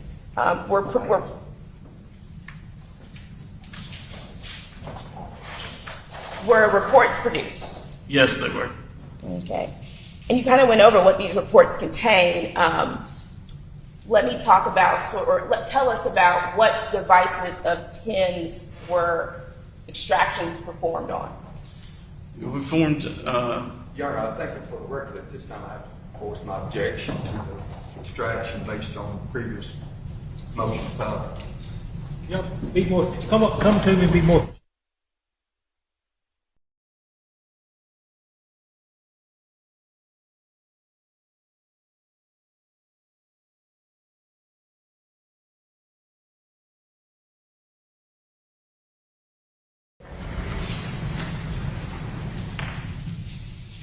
Detective Baker, if you could please tell me what devices of the defendants were extractions performed on? Mr. Herrington had an iPhone 12 cell phone and an Apple MacBook. And we conducted a forensic exam on the cell phone and the Mac. And before we get into that more, the victim, Jay Lee, did you receive any location data or anything from his Snapchat from that warrant? Yes, we did. And did you do, why did you do a warrant for his Snapchat? We did a warrant for a Snapchat because earlier in the investigation, we learned that Khalid Fears had told investigators that Jay Lee had called him on Snapchat. So with us as police, that's kind of, we see that as a clue. He's using Snapchat. So if he made a phone call off Snapchat, we'd want to try to see who all he was talking to and so forth. during that day prior and so forth, just to see if anyone would know anything about where Jay Lee was or anything like that. And from the warrants, and we've also heard about various other warrants in this case, and the cell phone extraction, did you prepare a presentation today to go over all of that? I did. And do you recognize that if I were to show it to you? Yes, ma'am. Well, it's-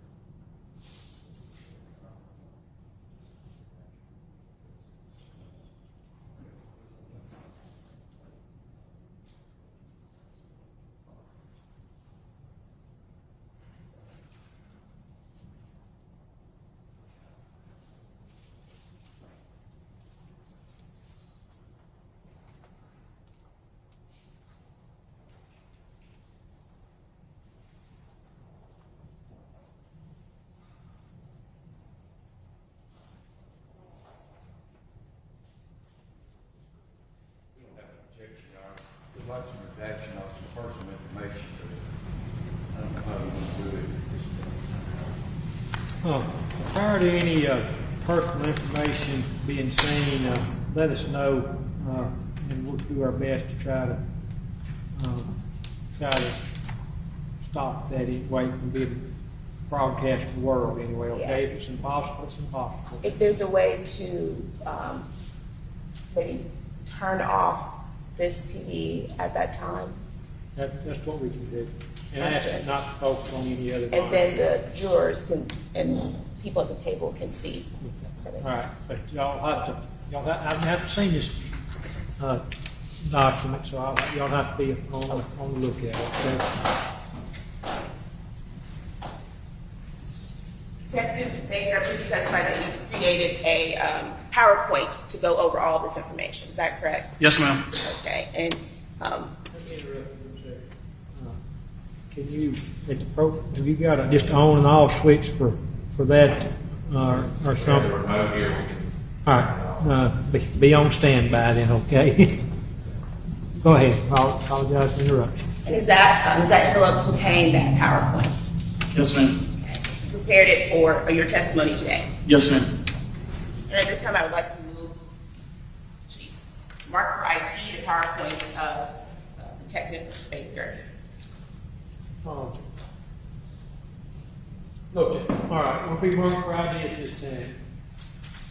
When you were creating that PowerPoint, Detective Baker, what sorts of information did you include on it?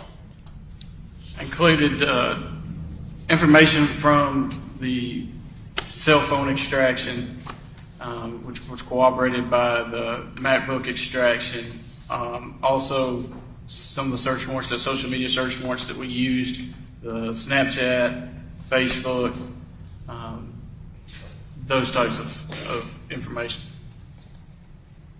And did you put it in a chronological order of the time of the crime, sort of like a timeline? Yes, ma'am. And that PowerPoint accurately reflects the timeline of the Oxford police investigation? It does. Okay. All right, this time I move to enter into evidence the PowerPoint presentation prepared by Detective Baker. Any objections? No, other than previously. Okay, it'll be a minute.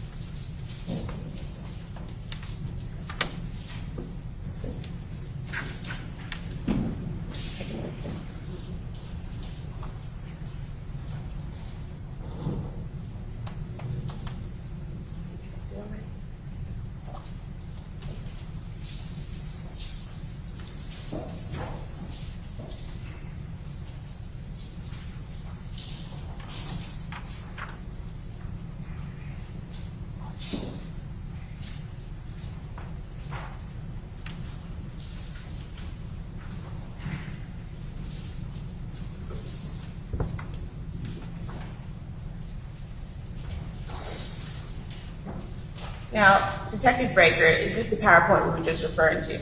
Yes, ma'am. Now tell me, what are we looking at here?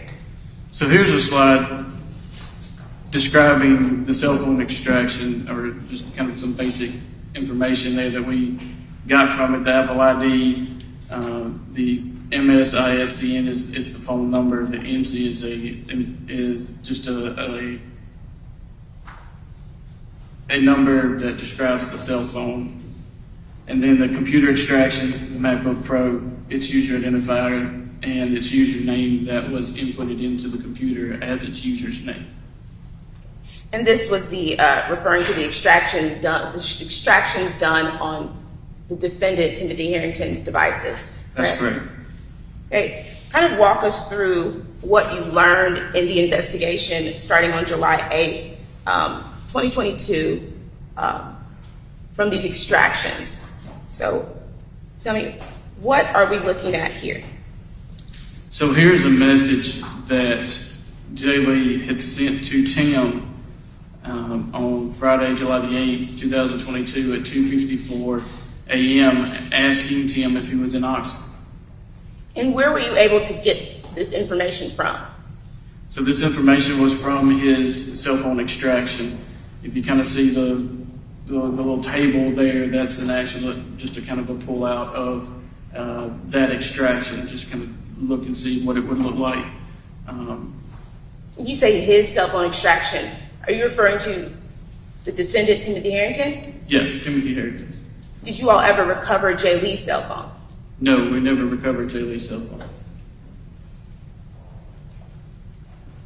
So tell me, I believe the first point was 2:54 a.m. Jay Lee texted you in Oxford to Tim Herrington. Tell me what was the next point in the timeline. So the next points in the timeline that we were able to find out wasn't until 4:01 that morning when Jay Lee had left his apartment and went to Timothy Harrington's apartment at Lafayette Place. And this, what this screen here is describing his Snapchat locations. We got these locations from Snapchat. And you can see that 401, Jimmy Lee is at his apartment. Objection.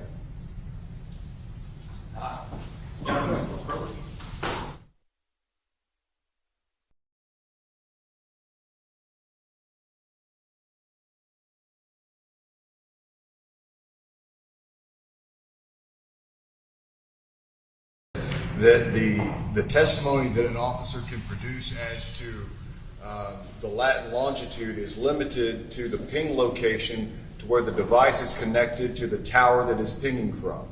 What this officer just said on the stand was that based on Jimmy Lee's Snapchat location, he was located at the apartment. I'm going to, well, I'll hear from you, but we're going to talk a lot about ping locations and not people locations, okay? It's just very clear under the case law, Judge, that they're allowed to testify without an expert as to the phone being connected to the tower that the ping connects to. They cannot testify as to the location of the phone or the location of the user. The user explicitly.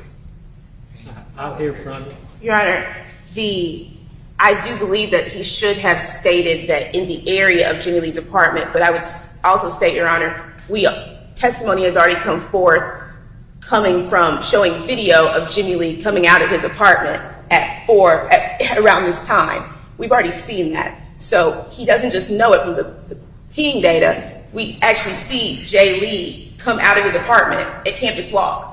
So that was the testimony, Your Honor. With the cell phone in his hand.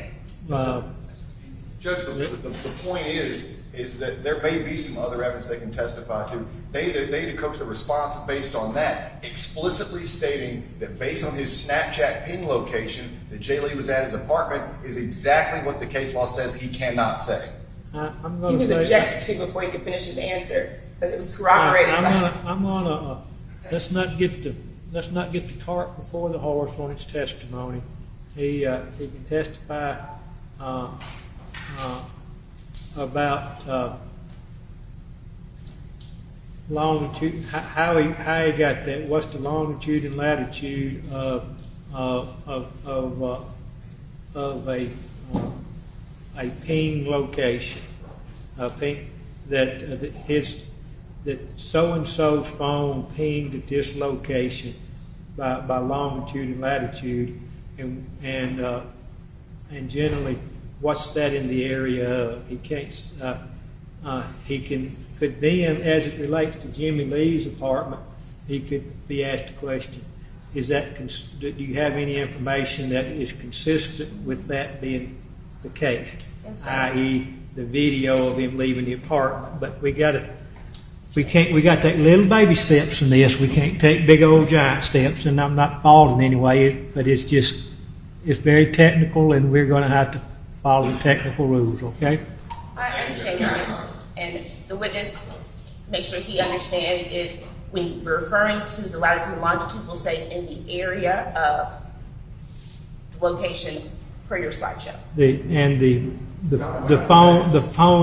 The phone data pinged at that location, not that Jay Lee or Mr. Herrington or anybody else was at that, but their phone pinged at this latitude and longitude, and go on from there anyway. All right? Do that, Your Honor. Yes, Your Honor. Okay, go ahead. Y'all ready for the jury to be back? Go ahead. Wait. Yes, Your Honor. Very technically, it is a ping location, not necessarily the phone location. Ping, we're talking about pings, we're not talking about phones, okay? Right. Go ahead and show the jury back in. We don't have a problem for leaving witness on the matter. Okay. On that matter. Okay. I can do that. That makes it easier.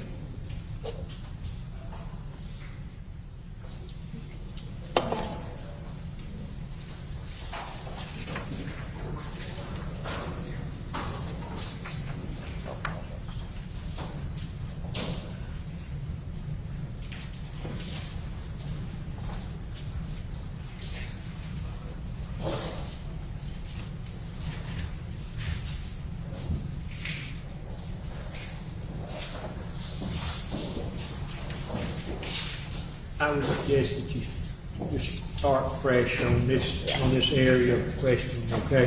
Thank you, Your Honor. I will do that.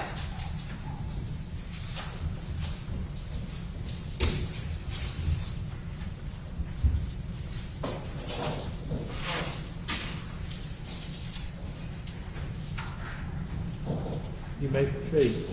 So, Detective Baker, before our little break, we were looking at information you received from Jay Lee's Snapchat warrant on his Snapchat account, correct? That's correct. Okay. And if I'm seeing correctly, what you have labeled here is Jay Lee's apartment and Timothy Herrington's apartment. Jay Lee's apartment was Campus Walk, correct? That's correct. Okay. And let me know if I'm correct, at 4:01 a.m., I'm going to go in chronological order, according to the latitude and longitude in the data you received, Jay Lee's phone ping location was in the area of his apartment. Is that correct? That is correct. Okay. And did you have, and then at 4:44 a.m., I'll start there. At 4:01 a.m., did you have anything to corroborate that Jay Lee was in that location? Yes, the campus walk video. Okay. And it says, I think here at 4:05 a.m., Jay Lee's phone ping location was in the area of Timothy Herrington's Lafayette Place apartment. Is that correct? That is correct. Okay. And did you have anything to corroborate that Jay Lee made it to Timothy Herrington's apartment? Yes, the Snapchat location that we're talking about, the message. Objection, Your Honor. Be more, I believe he was saying the message. I'm You gonna, said I'm, Snapchat location. I'm going to, I will I'm rephrase my gonna question. rephrase the question anyway, okay? In your, were you present for the defendant Timothy Harrington's interview? Yes, ma'am. Okay, and in that interview, did Mr. Harrington admit that Jay Lee came to his apartment? Yes, he did admit that Jay Lee had come to his apartment previous in the night, yes. And I see that the next time in our sequence is 4:14 a.m., that Jay Lee's phone ping location is also remains in the area of Timothy Harrington's Lafayette Place apartment. Is that correct? That is correct. And do you have any, I believe then I see that by 4:44 a.m., Jay Lee's phone ping location is now back within the area of Jay Lee's campus walk apartment. Is that correct? That's correct. And in your interview of Mr. Harrington, did you learn that Jay Lee had come to his apartment and left? I did, yes. Okay. And did you also learn in review of messages between Timothy Harrington's Snapchat and Jay Lee's Snapchat that he had come over and left? Yes. Okay. Now, Detective Baker, I want to take us, we're now at 4:44 a.m. I'm going to take us to the next point, and you tell me what we're looking at. All right, so this is another message on that the phone extraction, Tim Harrington's phone extraction, pulled from the phone July the 8th, 4:36 a.m. And it's originated from the Instagram. And before you go any further into that, I believe when we previously spoke, by 4:44 a.m., Jay Lee's phone ping location was at the area of his apartment. Did you ever witness Jay Lee return to his apartment on the campus walk surveillance video? Yes, you're referring to after the first time that he had left, went to Timmy D. Yes. Harrington, came back. Yes, he did come back by video, yes. Okay, and so I see here, what is the time that this first message was sent, and who was it sent to? It was 4:36 a.m. Jay Lee sent it to Timothy Harrington. And from the campus walk video, we know Jay Lee was at his home at this time. Yes, he was. Okay, and what does this first message say? It says, I just wanted to be able to say I had you be DL. Again, fun to have been the first guy. Experiment over. Over the course of the investigation, did you learn what the term DL means? Yes, it stands for down low, and which means that it's someone who is not openly gay. They don't want everybody to know that they see other men or other women, depending on their original gender. But in this case, Mr. Harrington, he did not, or that person does not want. Object to the narrative. That's what she asked what it meant. Trying to explain what I'll sustain the objection. Now, you were stating that DL means, what does DL mean? Down low. Yes, so it means being on the down low. It means that that person does not want anybody else to know that they see somebody of the same. that person thinks. I I'm going to allow this testimony, but not relate to a particular person. That person doesn't want everybody else to know that they see someone of the same gender. And so I noticed that the next message is at 4:53 a.m. What was that message? It says, also, I nutted on your floor, so you should get that up, BTW. Oh, and the nude was fake too. Okay, back to block now. Explain to me what was significant about these two messages in your investigation. So the one thing that was significant is Jay Lee is saying that he's back to block, which would corroborated what Khalid Fears had told us earlier in the investigation of when Jay Lee had called him that morning and told him that he was going back over to someone's house that he had previously visited before, and after that visit that he had blocked that person on all social media, and now that he was going back to that person's house. And that first message, specifically, was there anything significant about that in your investigation? Just that Mr. Herrington was DL, as he says, and that according to Jay Lee, that relationship, Jay Lee was his first guy relationship. I believe it says, I just wanted to be able to say, after these two messages, what took place? Objective to the form of that question. Be a little more specific. What, according to what you reviewed in your phone extractions, what took place on Timothy Harrington's phone after these two messages?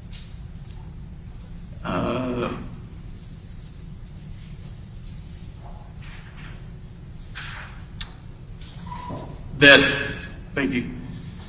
That Timothy Harrington received an Instagram notification about 5:13 a.m. that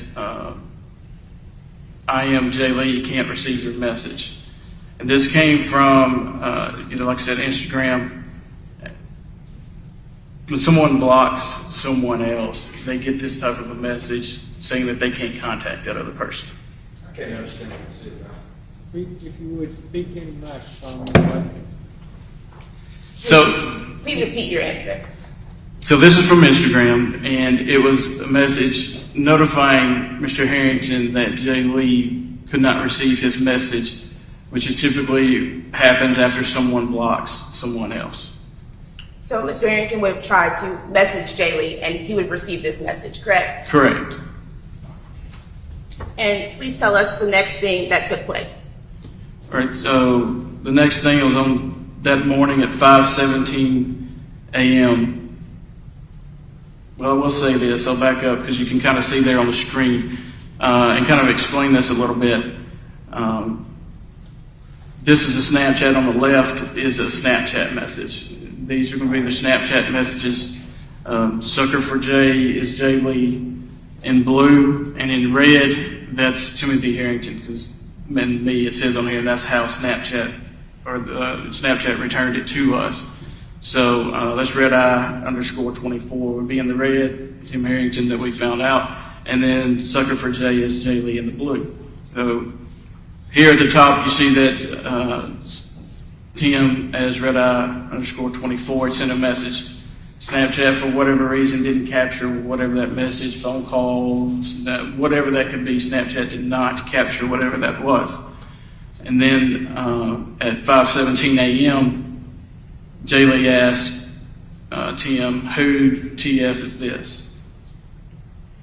Then he follows up at 5:18 with a question mark. After the 5:18 question mark, what were you able to determine took place on Timothy Harrington's phone? So the next thing that happened was Mr. Harrington FaceTimed, a FaceTime call, video call, Jay Lee at 5:19, again at 5:19, and then at 5:20, all three calls were unanswered by Jay Lee. So from this interaction, were you able to tell if Jay Lee knew who was behind the red eye account at this time? Objection. We can't possibly know. I need him asked strictly from the information contained therein. Yes. From this interaction, were you able to tell if Jay Lee knew who was behind the red eye account? No, not at this point. Okay. What happens next? All right, so at 5:21, Mr. Herrington searches Jay Lee's Twitter profile. And then after 5:21, And after 5:21, at 5:23, Mr. Harrington calls Jay Lee through that red-eye_24 account on Snapchat as a video call, and it was answered for about 14 seconds. There was an interaction. so per your investigation and what you were reviewing here, did it seem to you that that was when Jay Lee would have known who was behind the account? Yes. Let's go into the next. So what conversation, if you could tell us, took place after the call at 5:23 a.m.? All right, so going back to the Snapchat conversation here, Jay at 5:24 asked, "What did you just delete?" 5:25, Jay asked or said, "You made it like this." 5:25, Mr. Harrington responds, "Come back." And at 5:26, Mr. Harrington asks, "You coming or not?" And at 5:27, Jay Lee says no. So before you continue on, just then, what have you learned in the investigation from your interviews with Tim Harrington, Lit Fears, and reading this that is going on right now? That Jay Lee had come back for that second time. And who was inviting him over? Mr. Harrington? And did he come over immediately? No, he did not. So I believe that was the first time Jay Lee says no. Continue on with the 5:27 a.m. and tell me what Mr. Harrington says. Mr. Harrington asked why not. And then His message at 5:31, he's 2 question marks from Mr. Harrington. from Mr. Harrington. And what does Jay Lee respond? And Jay Lee's response at 5:34 is, "You just wouldn't even eat my ass 1 hour ago after I cleaned and everything. Then you proceed to nut in my mouth. Hopefully you ain't been fucking nobody raw. Then ask if I'm going to stop harassing you now and that you want to stop linking. YK, how much of an asshole move that is. And then 5:34. You foul." From this text message and the course of your investigation, what were you able to deduce is the relationship between these two individuals? That they previously had a sexual relationship. Objection. What What? I believe he said that they previously had a sexual relationship. Okay. No objection. And was that relationship, were they a couple? No. What could you tell from this message between the two? That Jay Lee, that during the previous morning's sexual encounter, Jay Lee had prepared to have sexual encounters, and that it didn't happen in a way that he expected. All this speculation can't. Speculation. I'm going to sustain the objection. I think those words speak for themselves anyway. Okay, Your Honor. Thank you. So,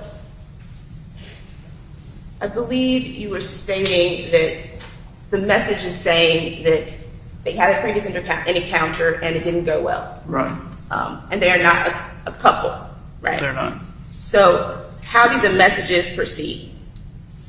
But at 5:35, Jay says, "Like you did some questionable shit, but that that was too much. And then 5:35 again? Have a good night, Tim. Does that also identify Timothy Herrington as the person he was speaking to? It does. Okay. What's Jay Lee's next message? 5:37, Jay Lee says, yeah, now it seemed like you just trying to lure me over there to beat my ass or something. So at this point, has Jay Lee agreed to go back to Mr. Harrington's apartment? Look, y'all think that- hang on a second.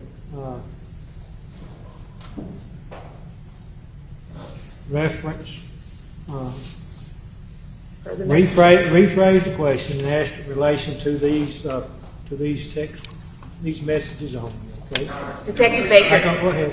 They got phone calls in here, the content of the phone calls between two individuals on here, so he can't possibly know what they talked about, 14-second phone call. I'm gonna direct it to, limit it to this particular statement in these particular things. so Detective Baker, at this point, per the messages that we're looking at, has Jay Lee agreed to go over to Mr. Harrington's apartment? No, not according to these messages. So the next message in the line after Jay Lee states that he is suspicious of Mr. Harrington is what? So 5:38, Mr. Harrington says, you tripping. I do feel bad because we cool, so I ain't trying to end it like this. And how does Jay Lee respond at 5:39 a.m.? How we cool, and you barely want me to text you. At this point, Jay Lee and Tim Harrington, from these messages, does it seem like Objection to the speculation. from these messages? I don't know what the question is yet anyway, so phrase your question and then I'll vote on your objection if necessary. Yes.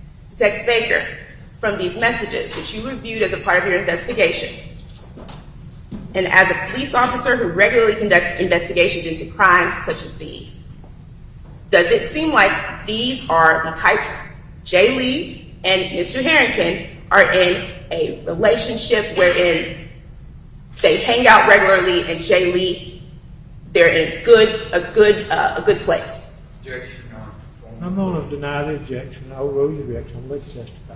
Does it seem like the two are in a good place in their relationship? No, it doesn't. Generally in a relationship, two people like to talk to each other, text and so forth. So based on this message, with one person doesn't want the other to text them, I would say no.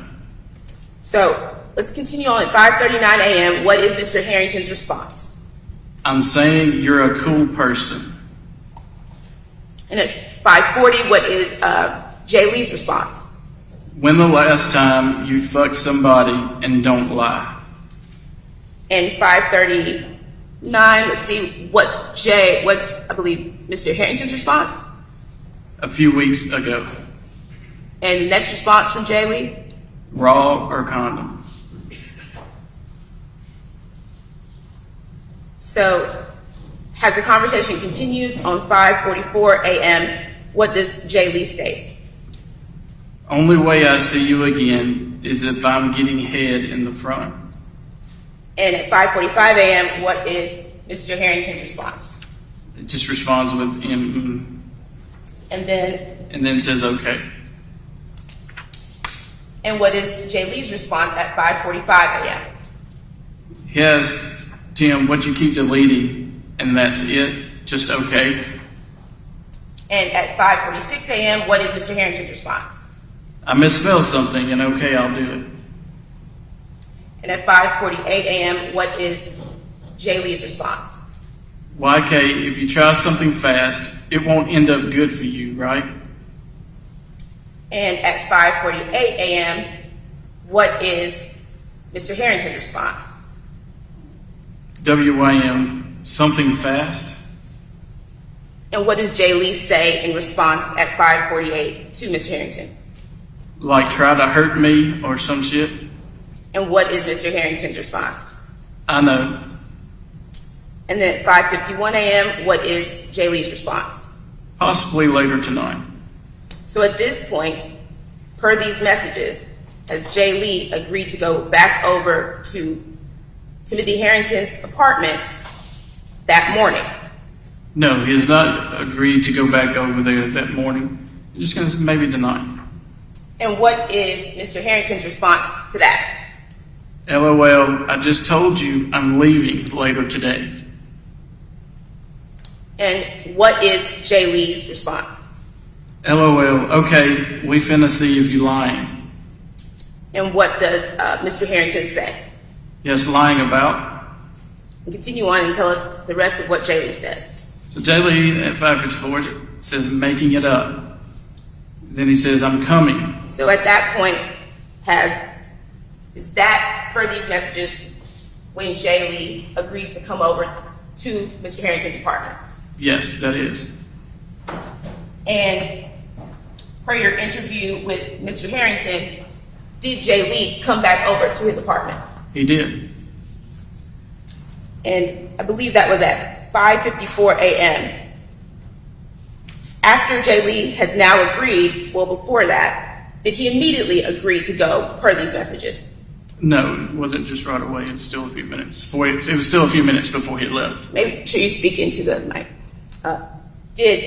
Per these messages, did Jay Lee immediately agree to go to Mr. Harrington's apartment when he first asked him to come back? No, he did not.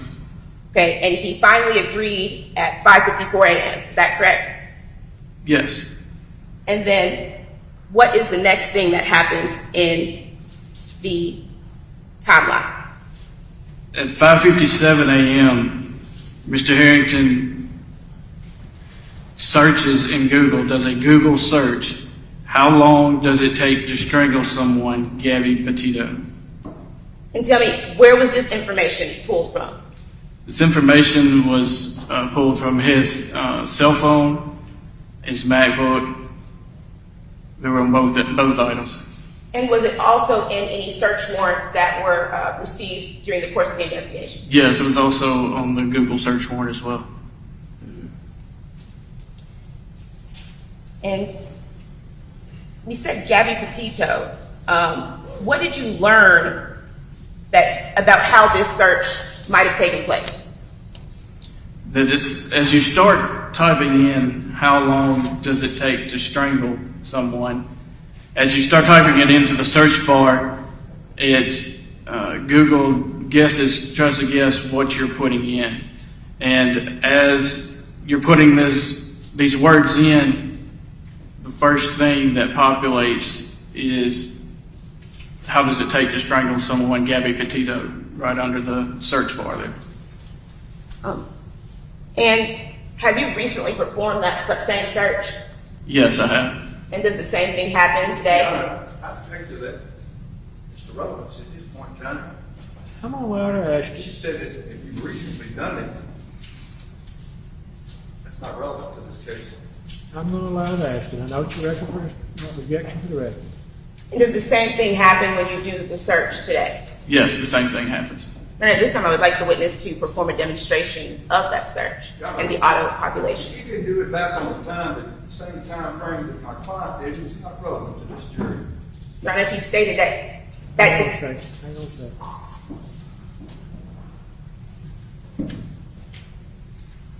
We can do it part of the I'm investigation. gonna, I think we've heard enough testimony on that issue anyway. Move on. Stand your objection. Detective Baker. Did you perform this search at the time of this investigation back in July of 2022? I did.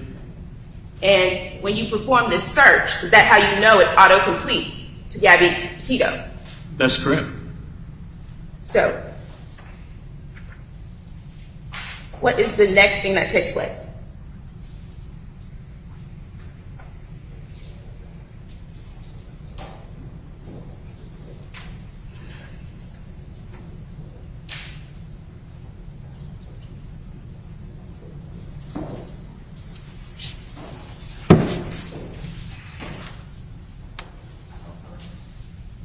And when you search that back in 2022, was there an answer to that question of how long it takes to strangle someone?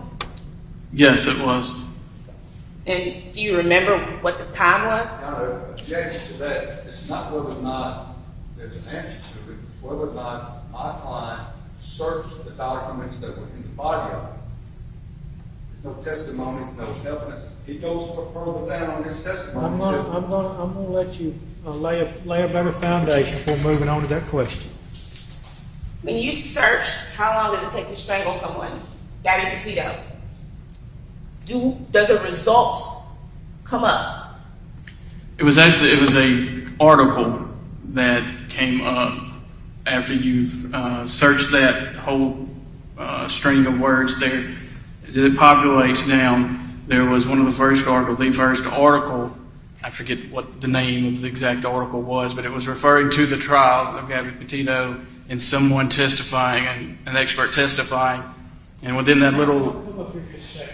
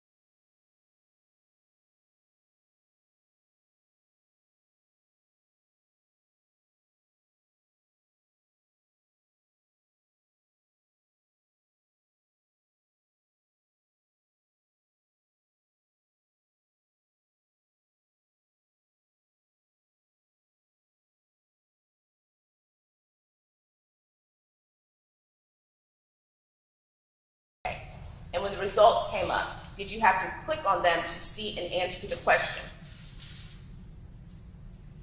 If I recall, yes, I think you have to click on the, because it gives you a list. It gives, that was the first one, how long does it take to strangle someone, Gabby Petito, and it gives you some other guesses. But yes, you have to either hit return, hit enter, or click on the top one there, how long did it take to strangle Gabby Petito, to bring up the articles.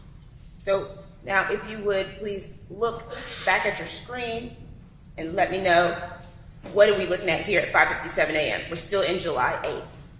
Yes, so this is a Google search that Mr. Herrington did right after he did the strangle search. It does pre-workout boost testosterone. And tell me, was that significant to you all in your investigation?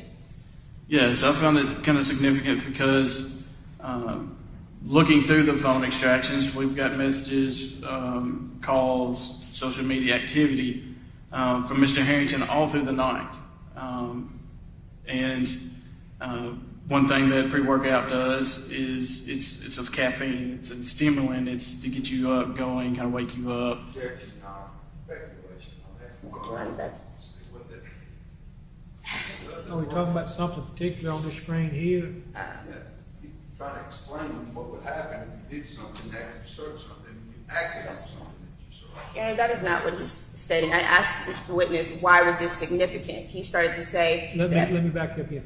Why is what significant? the search does pre-workout boost testosterone.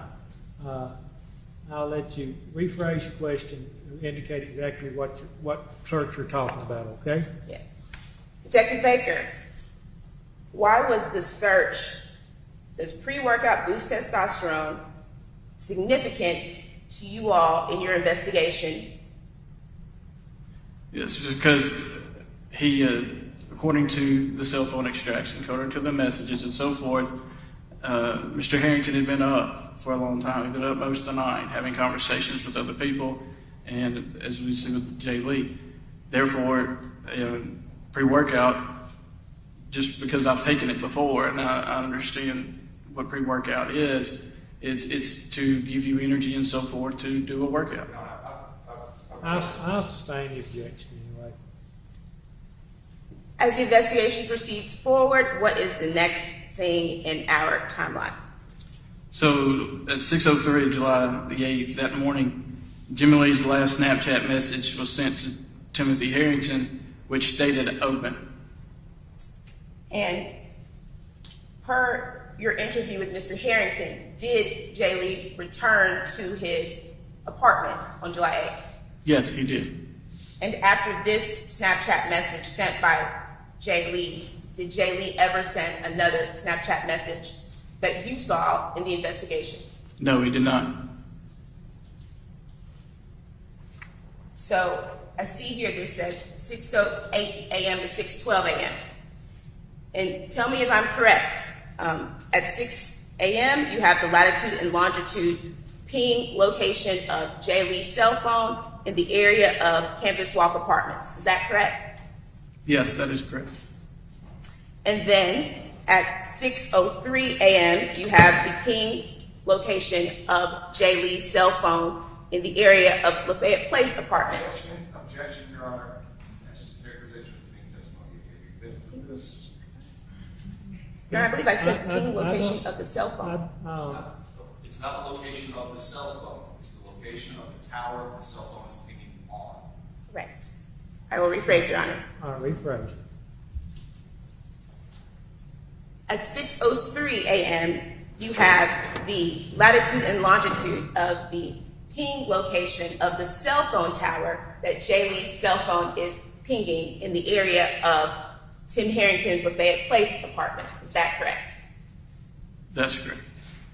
And again, at 6:12 a.m., you have the latitude and longitude of the ping location of that Jay Lee's cell phone is pinging off a tower in the area of Tim Harrington's Lafayette Place apartment. Is that correct?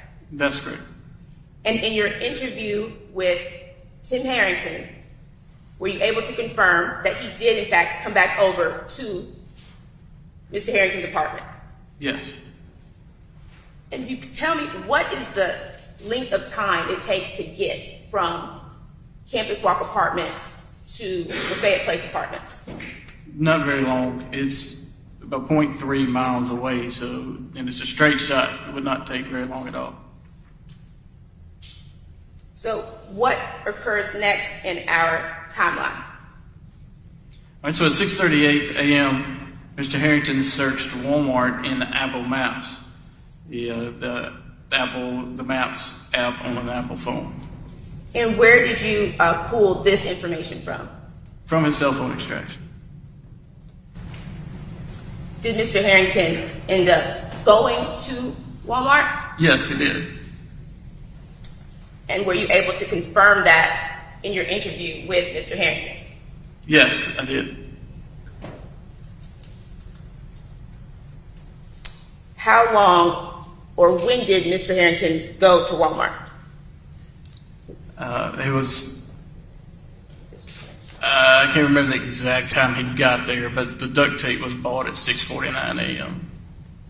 Okay, so we're now looking at the next slide, and I believe the earliest time on here is what you just testified regarding.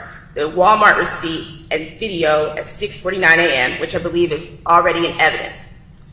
That receipt and video, following that, where does Mr. Harrington go, and how were you able to confirm that? Then Mr. Harrington takes, in his Ford Escape, he leaves Walmart and goes out to Highway 6 to the Links Apartments, where the box truck was parked at the time. And he brings the box truck back into town, passes the Kokomo's gas station there at 6:57 in the box truck. And so were you able to view footage, I believe that's already been put into evidence, showing Mr. Harrington driving past Kokomo's to the Links? Were you? Yes, yes, going to the Links, yes. And that was where the box truck was parked? Yes, And were you also able to view footage of Tim Harrington then driving back towards Lafayette Place? yes. And what time did Tim Harrington make it back to Lafayette Place? 7:02 a.m. Now,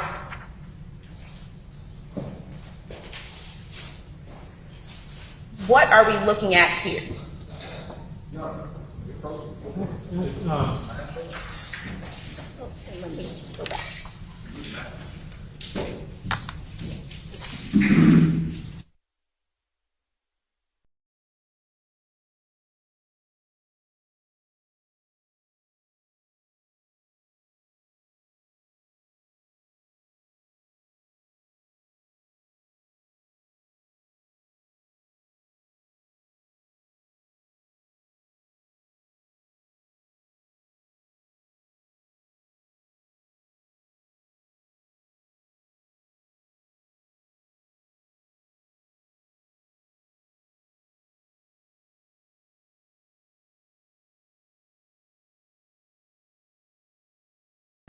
I believe you just testified that Timothy Herrington arrived back at his apartment at 7:02 a.m.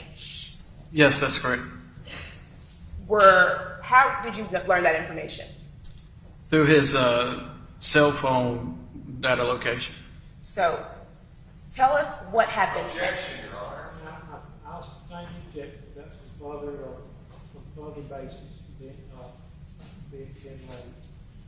In Mr. Harrington's interview, did he state that he went back to Lafayette Place apartment after leaving Walmart? Yes, he did. So, Detective Baker, I believe the next time here is 7:18 a.m. What do we see at 7:18 a.m.? Jay Lee's car passing rainbow cleaners. And at that time, there was video footage that you reviewed showing that? It was. And then, and what road is this tracking Rainbow Cleaners is on? What road is that? It's Jackson Avenue. Right there. And the next time I see is 7:21 a.m. What did you view from there? Jay Lee's car headed eastbound passing Rebel Drive on Jackson Avenue, passing the Rebel Drive intersection. And at 7:23 a.m., what were you able to view at that time? I viewed that Lee's car was traveling in a northward direction, passing CB Webb Housing Authority and also Rockets Quick Mart. And I see you have this here in the corner, 7:28 a.m. Detective or Sergeant Ben Douglas had performed an exigency ping on Jay Lee's phone. Is that correct? That's correct. And at 7:28 a.m., the location of Jay Lee's phone ping tower is in the area over here. And what area is that? So it would be the Stone Park and the residential college south. I believe our next time up here is 7:25 a.m. What are you able to view, or what did you view at 7:25 a.m. in reference to Jay Lee's car? Jay Lee's car entered Molly Bar Trails at 7:25 a.m. And at 7:34 a.m., what were you able to view on that same video in relation to Mr. Herrington? Mr. Herrington was running out of Molly Bar Trails at 7:34. And how were you able to corroborate that Mr. Herrington was running out of Molly Bar Trails at that time? Through the Rockets video. And on that video, was Mr. Herrington picked up by anyone? Yes, he was picked up by Keziah Carter. And were you able to question Keziah Carter or maybe other detectives, you let me know, Keziah Carter, regarding picking up Mr. Herrington? Yes, we did. And did he confirm that he picked up Tim Herrington? He did confirm that he picked up Timothy Herrington. So what are we looking at here around the 7:34 a.m. mark on July 8th? So this is just a screenshot of Mr. Harrington running out of Molly Bar Trails, and he's got a gray hoodie on, and he also has what appears to me to be another shirt wrapped around his neck as he's running. The significance of that to me is, you can see it a lot better. I have to blow it up, but watching the video, you can see a lot better that that shirt was a light gray. And if he'd been running the route and running as long as he said he was in an 86-degree temperature with 70% humidity, he would have been sweating a lot more. And then you could have been able to see that on camera, that the front of the hoodie, the back of the hoodie would have been a darker gray color with the sweat. And also the secondary, what appears to be shirt, could have been used to drape over Jay Lee's steering wheel to keep his fingerprints and touch DNA from it.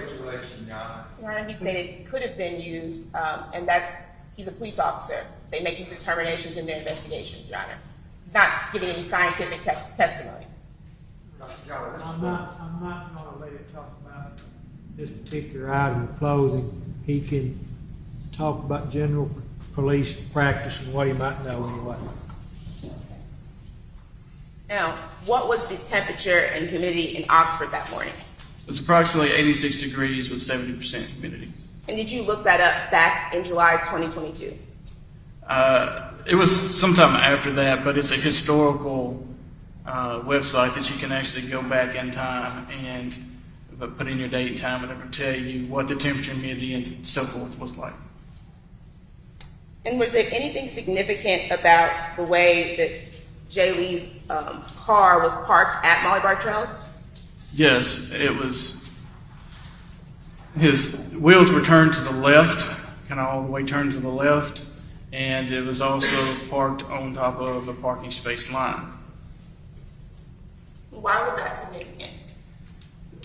To me, it's significant as an investigator that it would show that someone came in kind of hurriedly, in a hurry to park into a parking space. They didn't take the time to back up, straighten their wheels, make sure they're in between the parking spaces, and so forth. Could you look through these photos and sort of pick out the ones that show what you're referring to? Let Ms. Cohen see him for you. They're already evidence, Your Honor. Reference exhibit under there.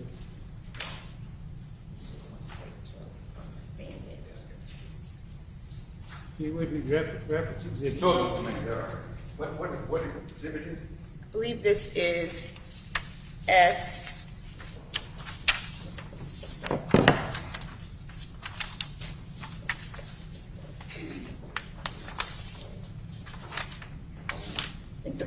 I believe it would be on the total seat.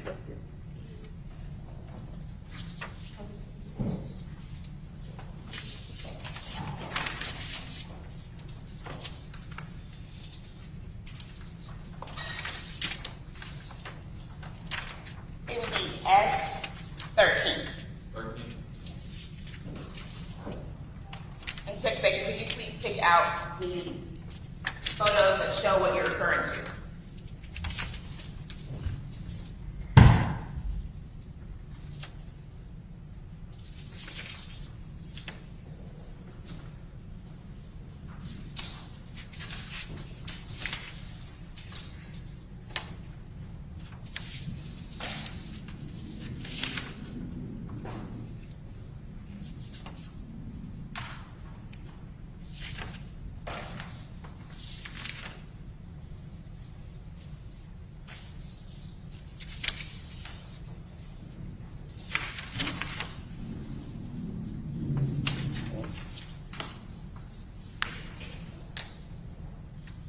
Now, Detective Baker, I'm showing what has been previously introduced into evidence as S13.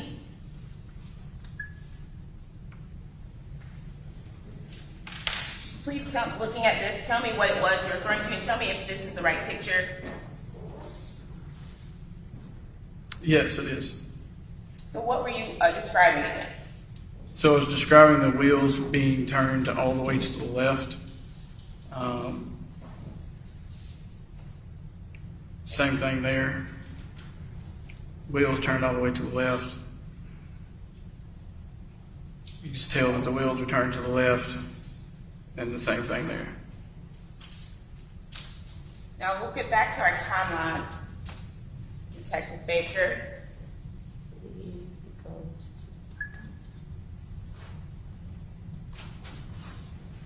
Now, what are we looking at here?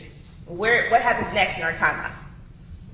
All right, so next in the timeline, Mr. Harrington leaves Oxford and goes to Grenada, Mississippi. And how did you all learn that Mr. Harrington went to Grenada, Mississippi? So how we learned that was we got financial records for Mr. Harrington, and we learned that he had made an ATM withdrawal from Renaissance Bank on 7/8/6, I forget the exact time, 6 something in the evening.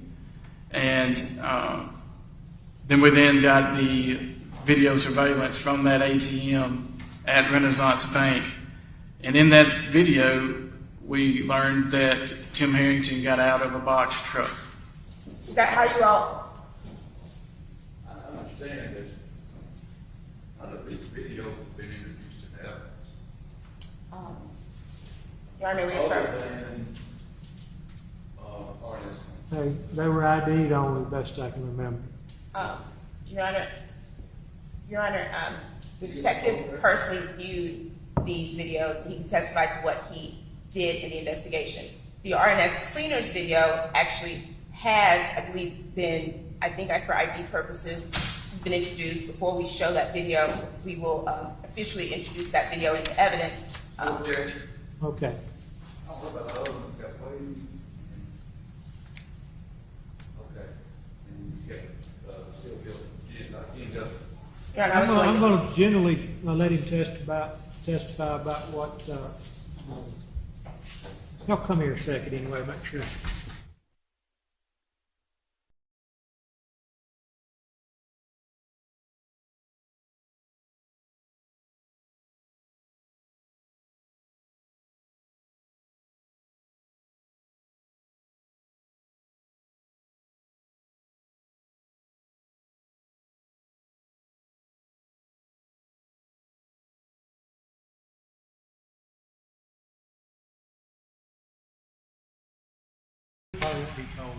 Mr. Harrington went to Grenada from viewing surveillance footage from a Renaissance bank. Would that be correct? That's correct. And is that how you also first learned about the box truck?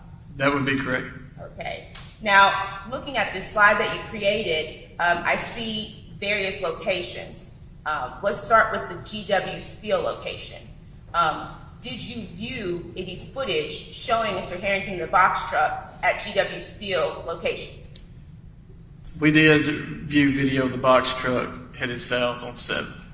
And for the phone dump, and if you, I don't know, you tell me, was there any phone ping tower location for Mr. Harrington's phone in that same area? Not other than an Apple Maps trip. When you say an Apple Maps trip, what do you mean? I mean that when you pull up the map on your Apple phone and you're looking for directions to a certain place, you can put in your directions or put in a place that you're wanting to go, either an address or the name of that place, and it sends you from your location to that place. It gives you directions to that place. And so previously, before Mr. Harrington had left Oxford, he had put a trip from Oxford to Lincoln Road in his phone. So you, from the cell phone dump of Mr. Harrington's phone, you were able to see a trip that he had made or created in Apple Maps from Oxford to Grenada. That's correct. Okay. And did that pass GW Steel building? Yes. And you viewed video showing the box truck passing GW Steel building? Yes, we have. So I believe the next time is the 9:30 at R&S Cleaners. Yes. Were you able to view video footage of Mr. Harrington at R&S Cleaners? Yes, I did. Okay. And before I go further, what is Mr. Harrington's connection to Grenada? He grew up in Grenada. He's got family there. His parents live in Grenada and so forth. So we're going to continue going throughout his movements, or at least the movements that you were able to track here. At 9:30 a.m., it says McDonald's and Burger King, Herrington passed. Were you able to view footage from McDonald's and Burger King of the box truck passing McDonald's and Burger King? Yes, we did. No, we had, not really objected to the extent, we had never been provided any work for McDonald's. They're both at exactly the same time, about 2 miles apart. Nobody passed at 9:30 on both of them. That's what I've heard about Burger King. Let me ask this. Is Your it- Honor. Go ahead. Your Honor, this is in the police reports. If I know that they had various motions to compel. If they were missing this footage, then they should have stated that. It's not new information, Your Honor. I'm just saying, is there footage of that? Did they take the video or just look at the video?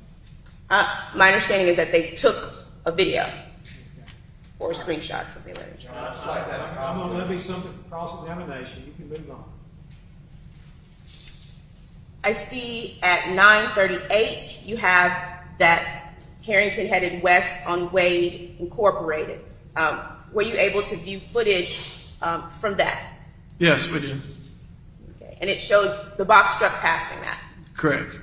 And then we get over to 9:40 to 10:17. You have Lincoln Road, and I see that you have a latitude and longitude location. Is this the location of from Mr. Harrington's phone? Is that where that information was pulled from? Yes. And is that the cell phone tower ping location of Mr. Harrington's phone? Yes. From 9:40 to 10:17 a.m.? Yes, that's correct. And were you able to determine in your investigation if Mr. Herrington has any connections to Lincoln Road? Yes, we did. Mr. Herrington has an aunt that lives on Lincoln Road, also has another uncle and aunt that lives on Lincoln Road as well. And kind of describe the area over there. Did you go over to the area behind Lincoln Road or over by Lincoln Road? Yes, I've viewed the area, yes. There's, it's one way in, one way out. It's a dead-end road, kind of like a neighborhood around the road. But at the north part of that neighborhood, it dead ends into a big wooded area there, and Yellowbusher River runs through that wooded area and so forth. So the next slide I'm going to go to, and this time I would be moving to enter into evidence the RS Cleaners video, if it hasn't already been. I know it was marked for... I missed something anyway. You said the cleaning unit? Yes. Okay, go ahead. I don't know that was it marked for ID or entered in and she testified. Let me find it. I believe it was number... No objection, other than I previously stated objection to being in the Yes.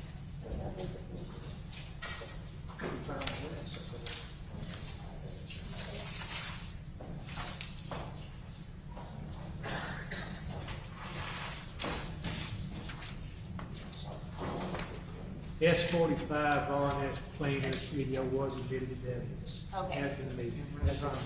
Yes, they both mentioned.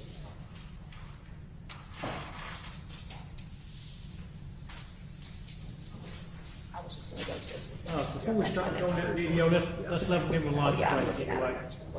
Yeah. All right, y'all be queuing that up for after lunch. The lunch is here, and court's going to take a lunch break until 1 o'clock. Mr. Baker, you remain there, though, since you're on stand, don't discuss your testimony with anyone.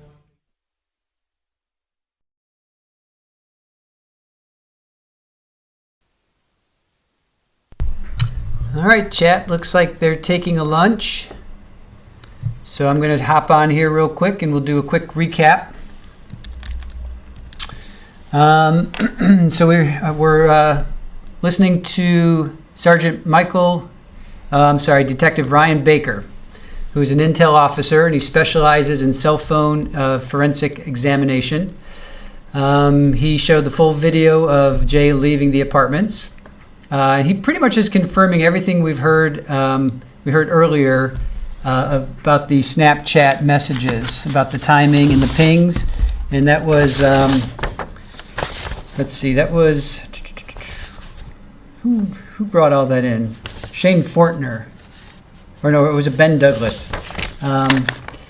He brought in a lot of really good stuff, a lot of really good evidence. So let's see. 4:36. Jay sends a message from his own home that he says he's going back to the blocked accounts house. And then 5:13, Tim receives Instagram messages that Jay couldn't receive his message because he was blocked. So just kind of confirming that Jay blocked Tim, and Tim got a message, denoting that he was blocked. Then Herrington FaceTimed Lee 3 times. All calls were unanswered. And then here's some testimony that I don't remember hearing before. He called at 5:19, 5:20, and 5:21. And then Herrington searched Lee's profile on Twitter as well at that same time. And then at 5:23, Herrington called Lee through Snapchat using the Red Eye 24 account, and that call lasted 14 seconds.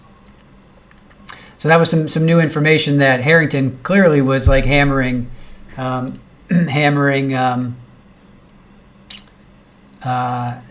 Jay.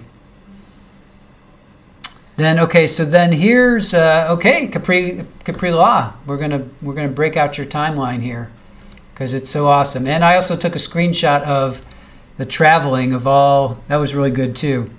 So Jay leaves his apartment at Campus Walk at 4 a.m. and he comes back at 4:40. He makes a new account. New account made by Tim contacts Jay Lee at 5:17. At 5:25, Tim asks Jay Lee to come back. At 5:56, Tim Googles house long to strangle. And then at 5:58, Jay Lee left the apartment. And at 6 a.m., that's when Jay Lee talks to Khalid. And then 6:03, Jay texts is open. So again, 5:58 to 6:03, that's only 5 minutes. He must have lived so close. I mean, clearly he lived close enough that in 5 minutes, even at 6 o'clock, that's still pretty close. The Snapchat pings at Tim's apartment at 6:12. Now here's Capri Law. Thank you for this. It finally is now making sense. At 6:51, the Chevron camera gets Tim's car going by, and then at 6:57, the box truck goes by. I think I got that right. And this all did happen really, really quick, for sure. So, let's see. Yeah, that's 7. Okay, so 7:02, Herrington arrived at Lafayette. I'm looking at this other one. Okay, so Lee's car. Okay, so at 7:18. All right, you don't have. Okay, so then Capri, you do have this. So these two are kind of the same from what Burks was showing. I think that's his name. Sorry, I've got another feed going, so I'm a little. Baker. Okay, Baker had a PowerPoint as well. So 7:18, Lee's car is captured on the CCTV. Okay, that's eastbound on Jackson Avenue. And then Lee's car is north at Molly Bar Road at 7:23. And then a Rocket. Okay, the Rocket quick mark. Lee's car is seen again at 7:23. And then at 7:25, we see Tim pulling into the Molly Bar Trail Apartments with Jay's car. And then we see him running out at 7:34. And they said it was 85 degrees that day. And he was in a gray hoodie with something over his head, and he would have definitely been sweating. And then at 7:38, he goes to Rocket gas station, and then he gets picked up by Kazia at 7:41. So this all happened fast, for sure. Yes, Capri Law, it happened fast. It's impossible to follow before. This happened really, really quick. But it seems like Tim was laying in wait, I should say. All right, so I'm going to go ahead and zoom now. I'm going to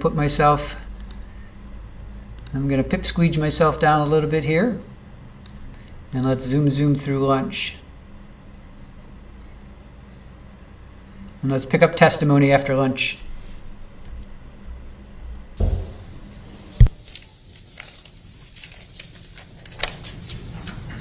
All right, go ahead and, if everybody's ready, show the jury in.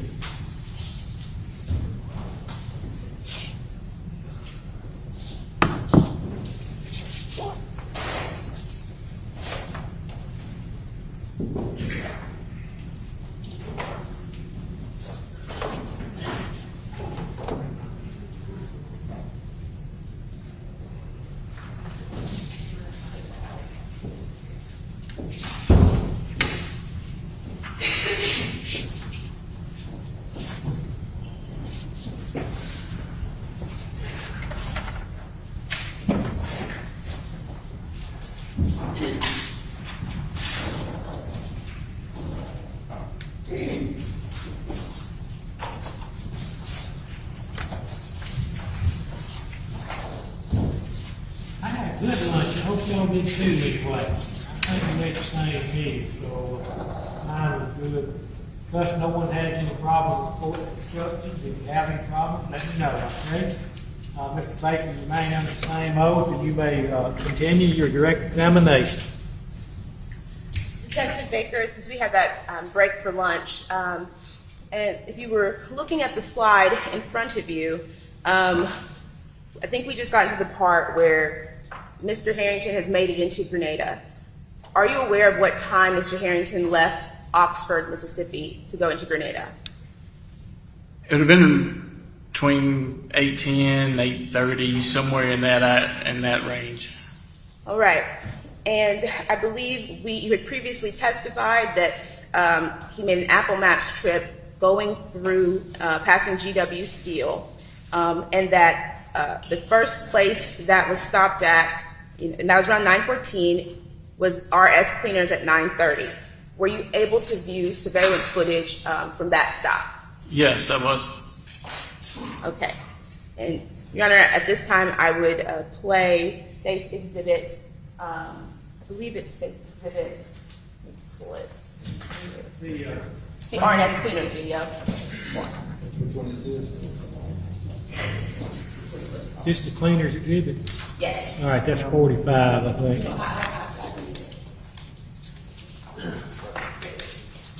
I believe it would be State's Exhibit 46. Yeah, it's right here. So, Detective Baker, is this RNS Cleaners? Yes, it is. Have you previously reviewed this footage? Yes, I have. So you were able to confirm that Mr. Herrington did stop at RNS Cleaners? Yes, I was. Okay. And we're waiting to see, and I'll just wait, so if you can tell me when he comes in. Okay. Did you say 45 or 46? It says S45. Okay, that's what I had. All right, that's Mr. Herrington entering the cleaners. All right. Let me go back to the previous slide. I believe the next place that, per the timeline, after RNS Cleaners, is he travels up past the Burger King, I believe at before the break, we were talking about footage. Did you review footage from Burger King? Yes, we did. Your Honor, may I approach the witness? You may. Your Honor, our objection hasn't been provided in discovery at this point in time, and also the same objection on the 90211. Y'all come here and let me see what we're arguing about.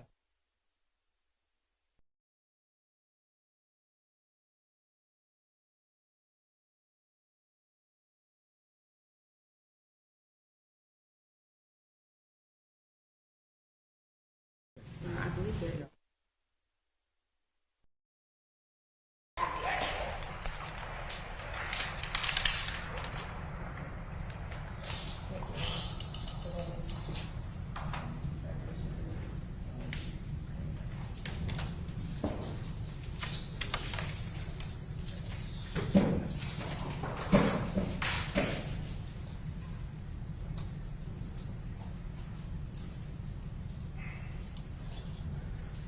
I'm handing the witness what has been marked for identification as State's Exhibit 97. Detective Baker, did you have an opportunity to view the surveillance on that jump drive? Yes. And did it accurately depict what you saw of Timothy Harrington's truck driving by the Burger King in Grenada? Yes. I believe, back to our slideshow,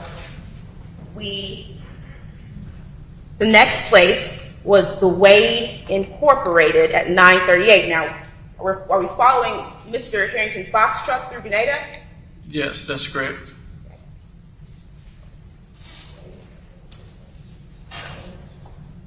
Same procedure on this one? Yes, Your Honor. Okay, go ahead.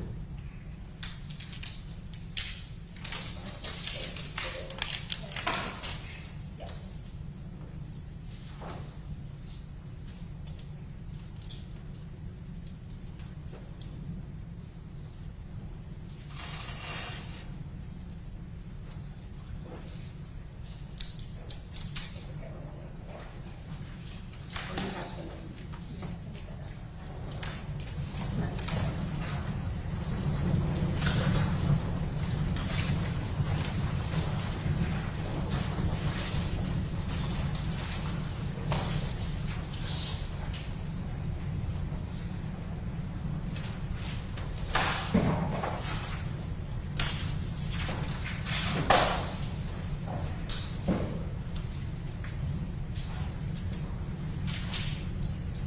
Thank you. Detective Baker, I'm handing you what has been marked for identification as State's Exhibit 98. Does that contain the footage that you reviewed from Wade Incorporated in Grenada? Yes, And you were able to see Timothy Harrington's box truck drive past that as well? that's correct. Now, I believe the next location that we referred to was the Lincoln Road location. Is that correct? Yes, ma'am. Okay. And were you able to view surveillance showing Mr. Harrington's truck driving on Lincoln Road as well? Yes.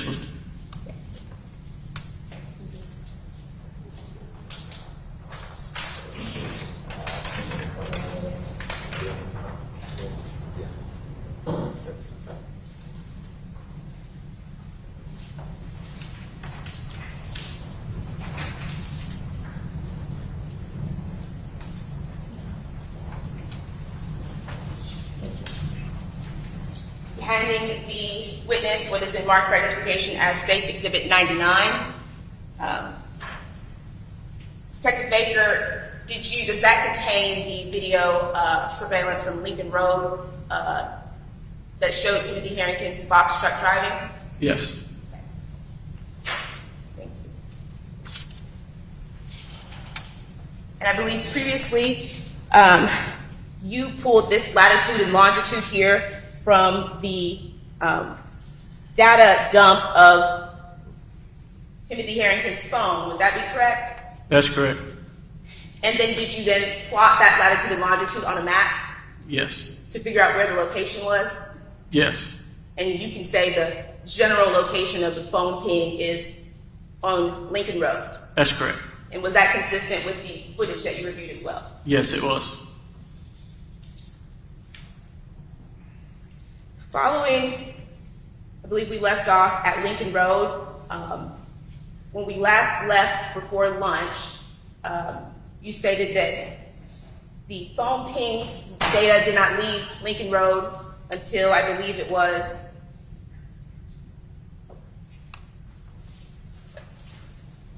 turn off the thing.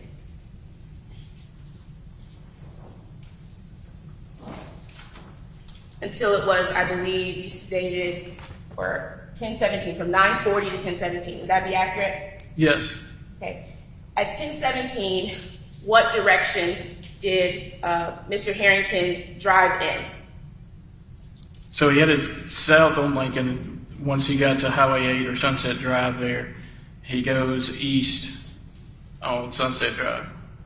And is that back towards Wade Incorporated surveillance footage we just referred to? Yes. And then, if I'm looking correctly, does he drive then past Burger King at 10:24? That's correct. And did you have an opportunity? Oh, and that was the surveillance we referred to? Yes, Different. yes. Okay. So then I believe the next location is at 10:29 at Emmanuel Baptist Church. That be correct? That would be correct. Okay. So, did you have an opportunity to review surveillance from Emmanuel Baptist Church showing Mr. Harrington's box truck passing by there? I did.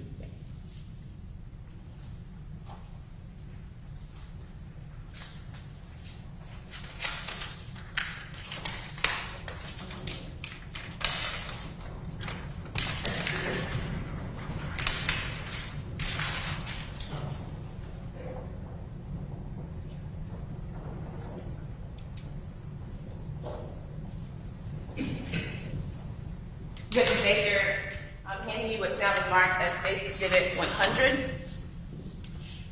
When you reviewed that, did it show Timothy Harrington's box truck passing Emmanuel Baptist Church? Yes, it did. Okay. After that, I believe the next location was at 10:30, passing First Baptist Church. And did you have an opportunity to review surveillance from First Baptist Church? I did. Did it show Mr. Harrington's box truck passing First Baptist Church? It did. Are you aware, per the phone data information, what the ultimate end location of this trip was supposed to be? Mr. Harrington's parents' residence. And that's in Grenada on Broadmeadow. That's correct. Okay.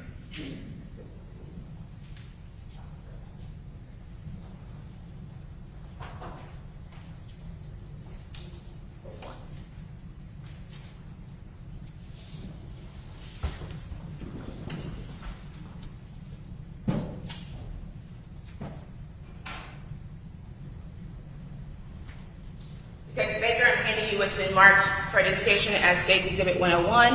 Does that contain the footage reviewed of Mr. Herrington's box truck passing First Baptist on his way to his parents' home? Yes, it does. And that would be in Grenada, Mississippi. That's correct. And I believe now, Does the box truck passes where? First Baptist Church in Grenada, Mississippi. Does Mr. Herrington make it to his parents' home? Yes, he does. And did you have an opportunity to view surveillance from there? Yes, I was.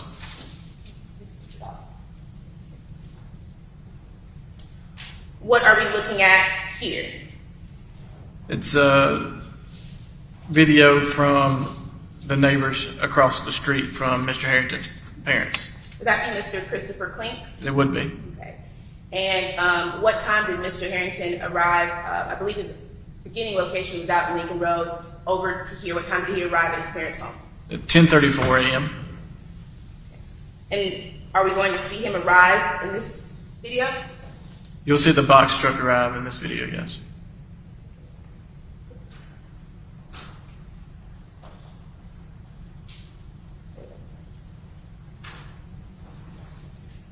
You just tell me when we see the box truck pull up, all right?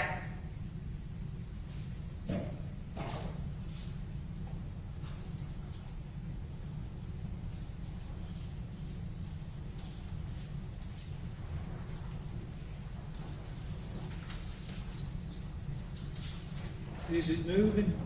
Yes, Your Honor, you can see in I the can't top. see it on my Oh, I screen. think it You got stopped something- again. It was. My screen, you got something blocking the timer on it. Yeah, you can see up at the top that the time is moving.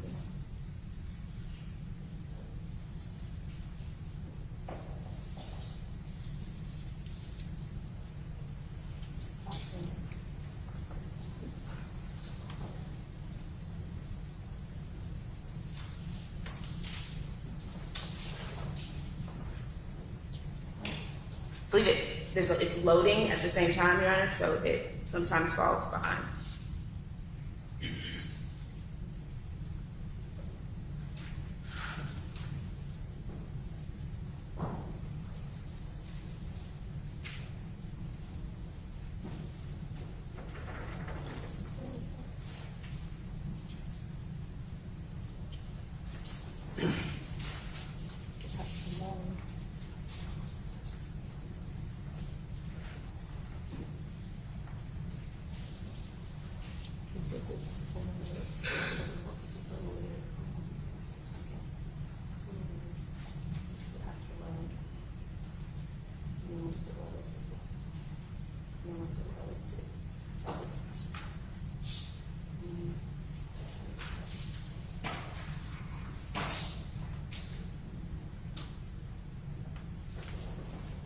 We did over and over again yesterday. Yeah, I'm sure it's happening. That's what you looked at it yesterday.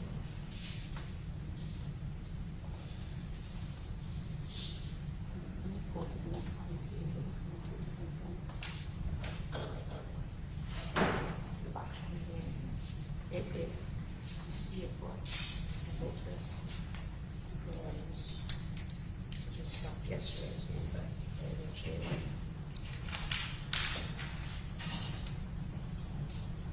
I'm not sure what time.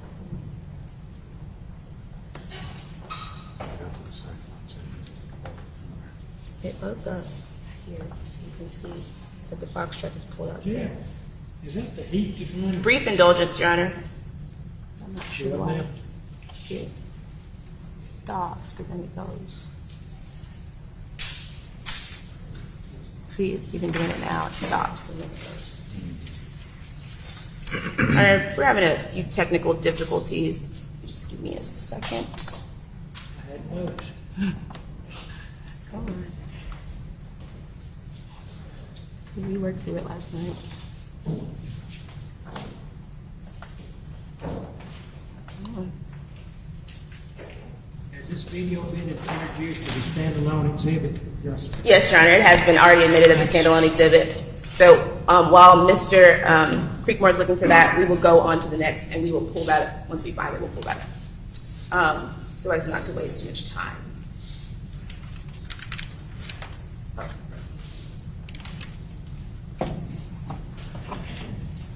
Detective Baker, if you could look at the slide in front of you while we're waiting to pull the original footage from when Mr. Herrington pulls up. Tell us what we're looking at here. This is from the same camera that we last discussed, and it's 10:46 a.m. Mr. Herrington exits the box truck in a white shirt, black shorts, and white and black shoes. He'll then stop in the driveway, brush his shoes off, and continue walking toward the house. Was that significant to you when you first were doing this investigation? Yes, it was. The shirt and stuff was kind of matching through the RS cleaners, which we had a close up of his picture, so we knew that that was him. Also, wiping off his shoes and stuff appears that he had been somewhere where they had gotten dirty. John, what did he say? Somewhere he got dirty, is that what he said? What he said.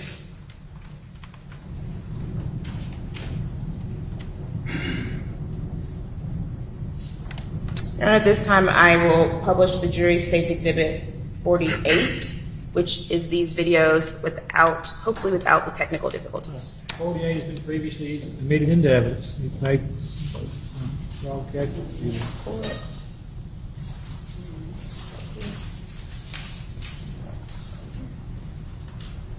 The other USB. I don't think it's popping up.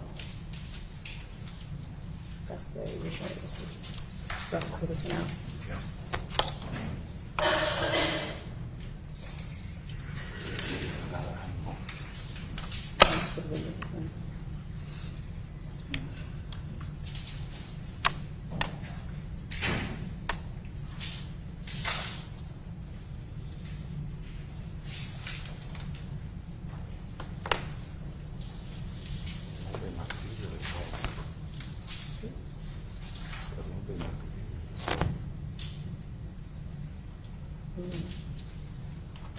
We'll just have to come back to those because I'm going to go on with the. Oh, it wasn't in all the way.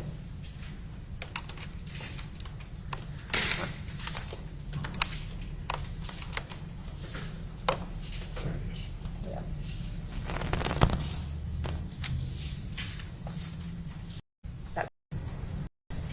Up to see Tim.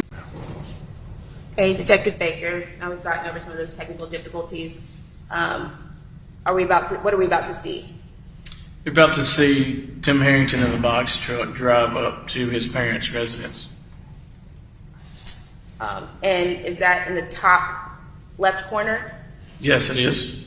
And I believe Tim Herrington, what does he do next? He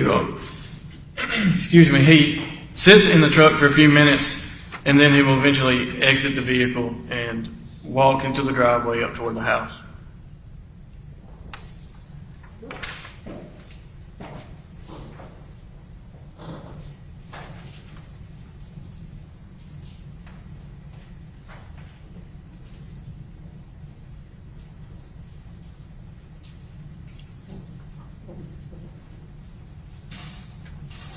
Second video. Oh, you got some.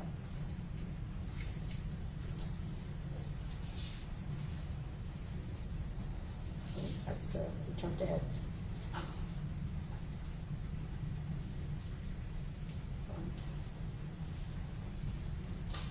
This is just the trimmed down version.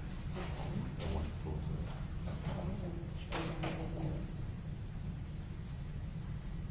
When he gets out, I guess. Okay. Yes.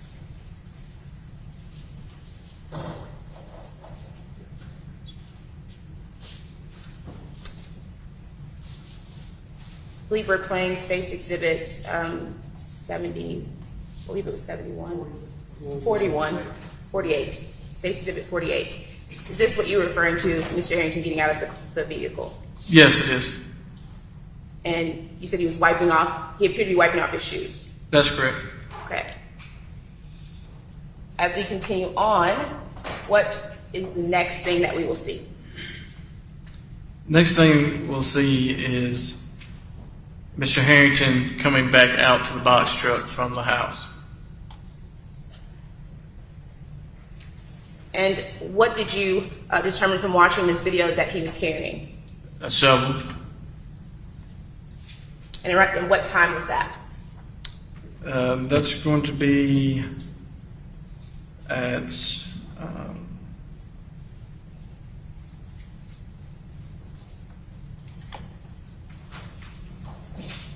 about 10:53. And what do we see him carry to the truck after that? And then we'll see him roll a wheelbarrow out to the box truck.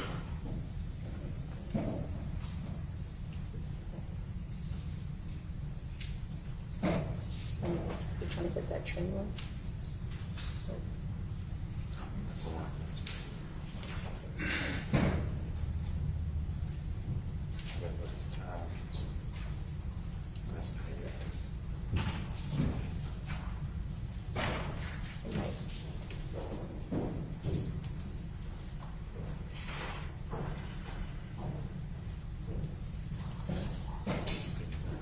This is not the correct one. I think it's, no, it was one of the trend ones. Just X'd up. 1, 2, 3. Actually, I think that one probably put out here. Okay. Look at that. I believe we'll be able to get that one since it's a short clip, hopefully on the slideshow. Where we were.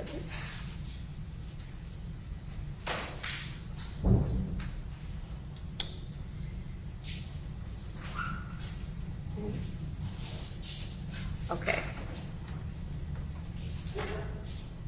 Going to play this. Is that what you were just referring to? Yes, it is. Baker?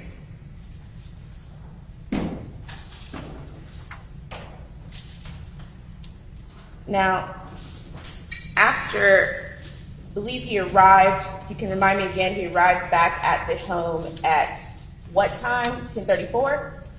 Yes, that's correct. Okay. So, what are we viewing here? This is showing the painting location. Of Timothy Harrington's phone? Yes, From what time to what time? from 10:38 a.m. to 3:23 p.m. All right. And as you can see, there's surveillance outside of the house, able to see if Mr. Harrington remained at the home from 10:38 a.m. to 3:23 p.m. Yes, Okay. So I believe we are in our next sort of route. At 3:23 p.m., where does, per viewage of surveillance, Mr. Harrington, or the phone dump, you can explain where it came from, where does he go when he leaves at 3:23 p.m.? all right, so 3:23, he leaves his parents' house, and he goes back, what I'd say, back up toward town, toward Grenada, toward the town area.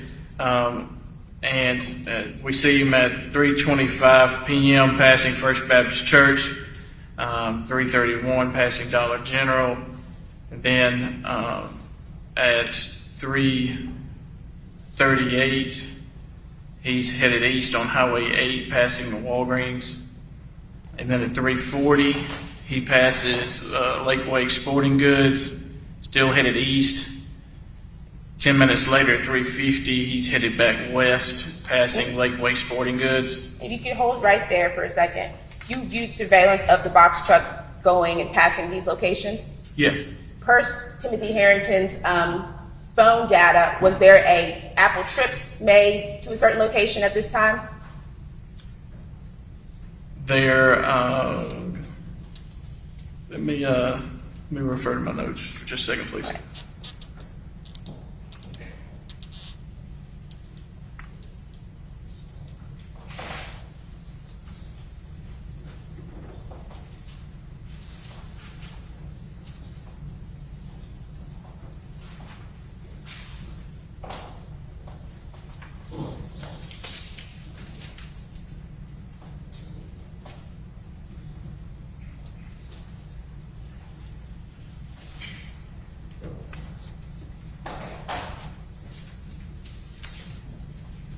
don't recall, right off the top of my head, looking at my notes, I don't recall if there was an Apple trip made at this time or not. I'm not for sure. But Mr. Harrington he's from Grenada, is that correct? Yes, Okay, and so he drove out east and then back west 10 minutes later, correct? that's correct. And then where do we go next? Then he goes past Walgreens 358 and then turns north on, I guess it's Commerce Street 51, and passes Family Dollar at 401. We don't get him a location from him or see him on camera or anything like that I'm until. sorry, could you repeat that? I couldn't really understand. Yes, so we don't get him on camera or anything like that after that until a little later on. But we did have a phone location. Phone ping location for this location, the barbershop? Yes, Okay. And you said it was the general, of course, area of the phone ping in that location. Is that latitude and longitude? yes, And did you plot that yourself? yes, And were you able to corroborate that in any other way? yes. So he had made a note earlier in the day on his phone to get a haircut, and he also had cashed out an individual that afternoon that was associated with the barbershop. Okay. So after 441, I believe you said at 401 you view surveillance from the Family Dollar, but until 441 you don't see him on camera again. Is that correct? That's correct. And you said that the phone ping location data or location from the phone logged it in the area of the barbershop. Does the phone log from your review of the records all locations or just significant locations? How does it do it? Or what does it do? Generally, just significant locations, or when an app or something like that creates a significant location. If a trip was made, or like in a Maps app type thing, or if there's someone somewhere he's visited a good bit. There's kind of different parameters of why we consider it a significant location. Okay, so now we're into July 8 at 4:41 p.m. Going to our next slide. Where should we be looking? What's the next significant time? We'll be at the top there at Regions Bank. Okay. And at Regions Bank, were you able to catch him on surveillance footage there? Yes. And what direction was he headed in? It was headed west. Would that be towards Wade Incorporated? Yes, it would. And I believe we had previously introduced the Wade Incorporated for ID, the Wade Incorporated video. So he then drives back out west towards Wade Incorporated. That's correct. And why is there a jump in time? You have 6:21 and 6:34. What's happening there? He headed west out Highway 7 there. Of course, we don't have him on camera, but the next time we have him on camera is at 6:34, headed back east past Wade Incorporated. And then after, do you know, are you aware of what's out there by Wade Incorporated? Lincoln Road, where he was earlier, his grandfather's property. As far as being out further west, I'm not very familiar with the area. So that's still in the area of like Lincoln Road, where I believe you said there was neighborhoods and some woods and access to the Yalabusha River? Yes, that would have been north, yes. So what's the next significant location or that he was able to be caught on footage? All right, from there we go to Burger King, headed east, still headed east.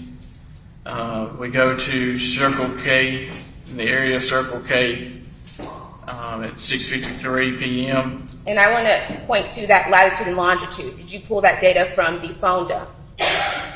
Yes, I did. And did you plot that data, that latitude and longitude, to that location? Yes. Okay. Were you able to corroborate that Mr. Herrington visited a Circle K through a receipt or anything else of that nature?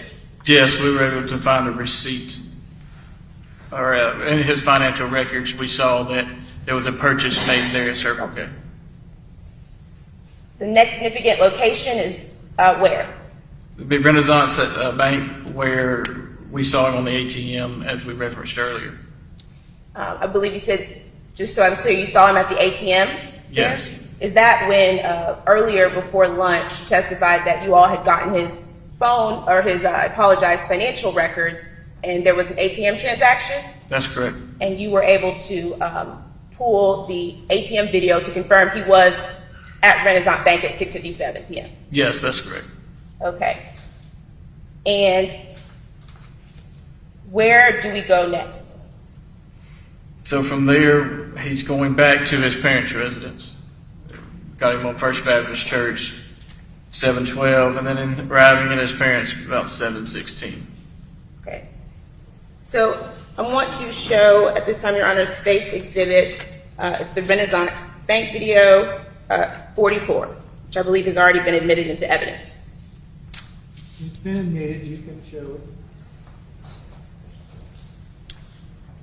Is this the video you stated that y'all watched when you were doing the investigation that actually let you know that he was in Grenada in the box truck? Yes, it is. I'll play that.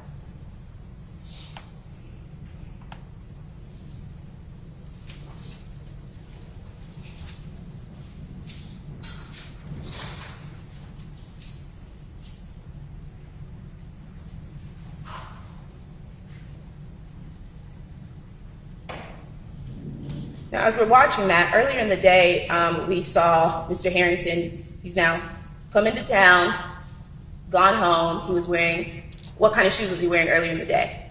It was white and black shoes. They appeared to be some kind of tennis shoes, basketball shoe type styles, what it looked like to me. And in this video, now at 6:55 p.m., what shoes does he appear to have changed? Yes, he appears to be wearing rubber boots or some kind of boot. And I believe since the wheelbarrow and shovels were put into the car at his parents' house around in the 10 o'clock hour of July 8th, has he been to drop them back off yet? No, he has not.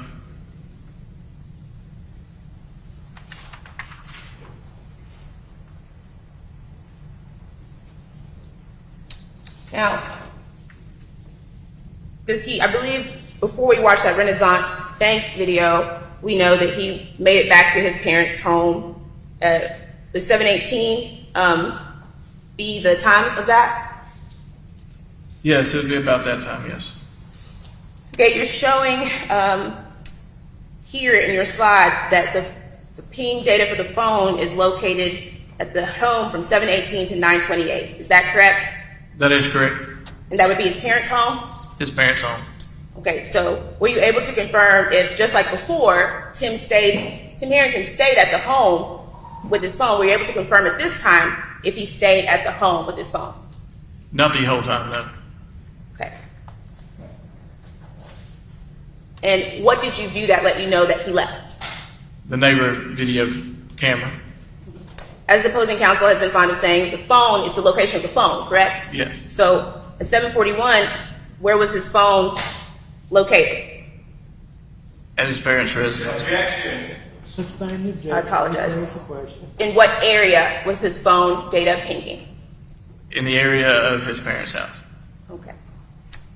And I believe it just went by as we were watching. Somehow. We're going to watch. What are we going to see here? Mr. Herrington walks out to the box truck and then pulls away from the driveway. Do we see him unload the wheelbarrow and shovels at this time? No.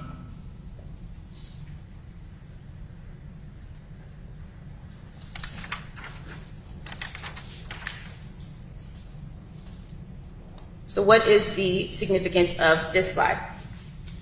So this is just a Google Earth map image referencing the neighborhood that Tim's parents live in. But then, as I've kind of been discussing here about the cameras and so forth, each time he went back north up toward town, and we were able to catch him on a camera somewhere very relatively close to those two ways that he would have went north. We'd have caught him on one or two cameras. However, when he left here, he was not captured on a camera at any location anywhere. And so the only place he could have went as he came out of his parents' house was, or the neighborhood, would have been south on Perry Road. So the other footage we watched where we always see past one of the churches or something, there's only how many ways? 2 ways? 2 ways. And that direction is back towards what? What I would say back towards town, or back toward the main town center where all the shopping centers, the places of businesses are, and so forth. And at 7, and have you been out to this neighborhood? Yes, I have. Okay, so you were able to see that for yourself. Yes. Okay, and 7:41, when he pulls off, did you capture him on either of the other 2 cameras where you did before? No, we did not. Okay. What time does he then return to his parents' home? 8:35 p.m.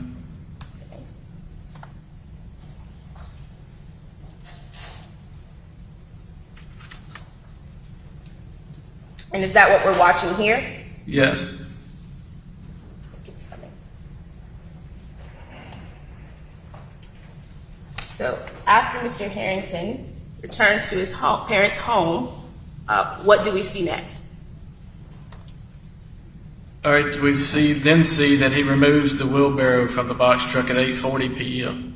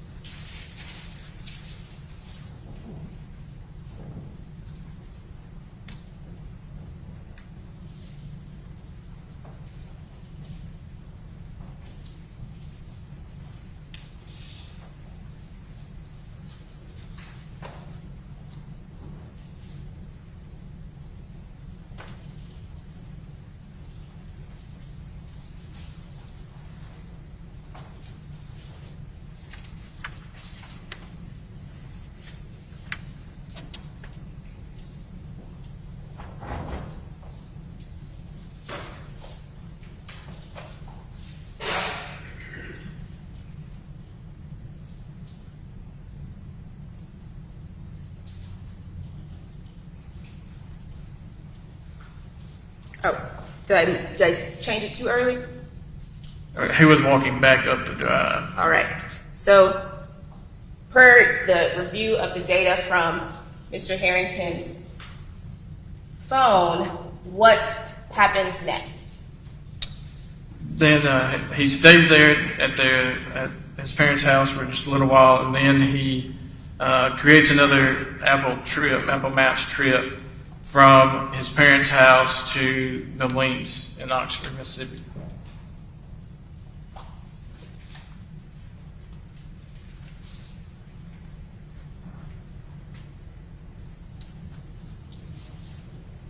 And at the 10:49 time, were you able to confirm via the phone data that you reviewed if Mr. Harrington's phone ping data was in the general area of Lafayette Place Apartments? Yes. Now, we're still in the July 8th day. What else did you learn from Mr. Harrington's phone data? All right, so July 8th, that night from 11:27 to 11:28, during that time frame, Mr. Harrington has looked up Mr. Lee's Twitter account again, looking at his account, replies, media, that type thing. And Detective Baker, at this time in the investigation, had Jay Lee been reported missing by his mother? Yes, by this time, yes. Has anything been reported in regards to the community yet? No, not yet. So we're moving into July 10th.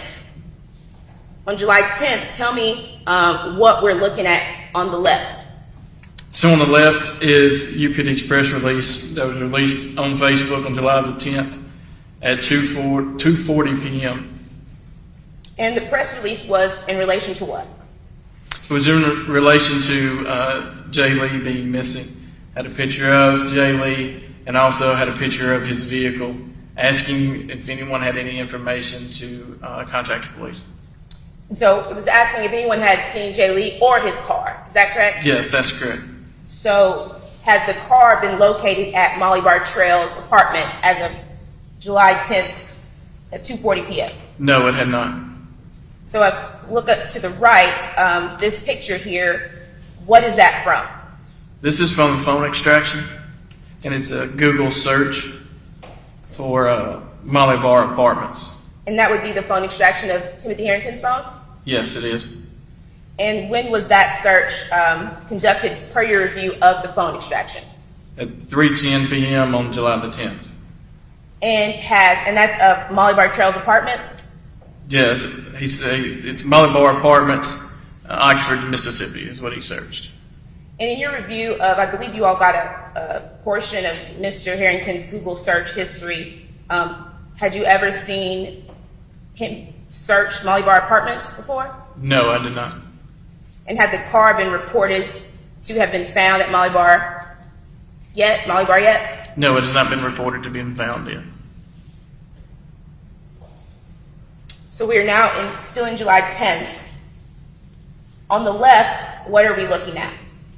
Looking at a Google search, Ole Miss student found in lake at 4:36 p.m. And on the right, what are we looking at? At people.com, alley Costiel murder article at 4:33 p.m. I believe earlier, well, you wouldn't know this technically, but earlier in the trial, there's been some testimony regarding Allie Costiel. Can you tell us who was Allie Costiel? Allie Costiel was a Ole Miss student that was murdered by her boyfriend, and her body was found out by Sardis Lake. In your review of Timothy Harrington's phone data and Google data, had you ever found him prior to after Jay Lee went missing, searching up true crime or looking into any kind of murder articles, anything like that? No, I did not see any articles like that. What were the things that Mr. Harrington primarily Googled or searched for prior to Jay Lee being missing? He searched clothing, famous people. He also searched workout stuff, things of that nature. And we're still in July 10th at 4:53 p.m. What is Mr. Harrington looking at?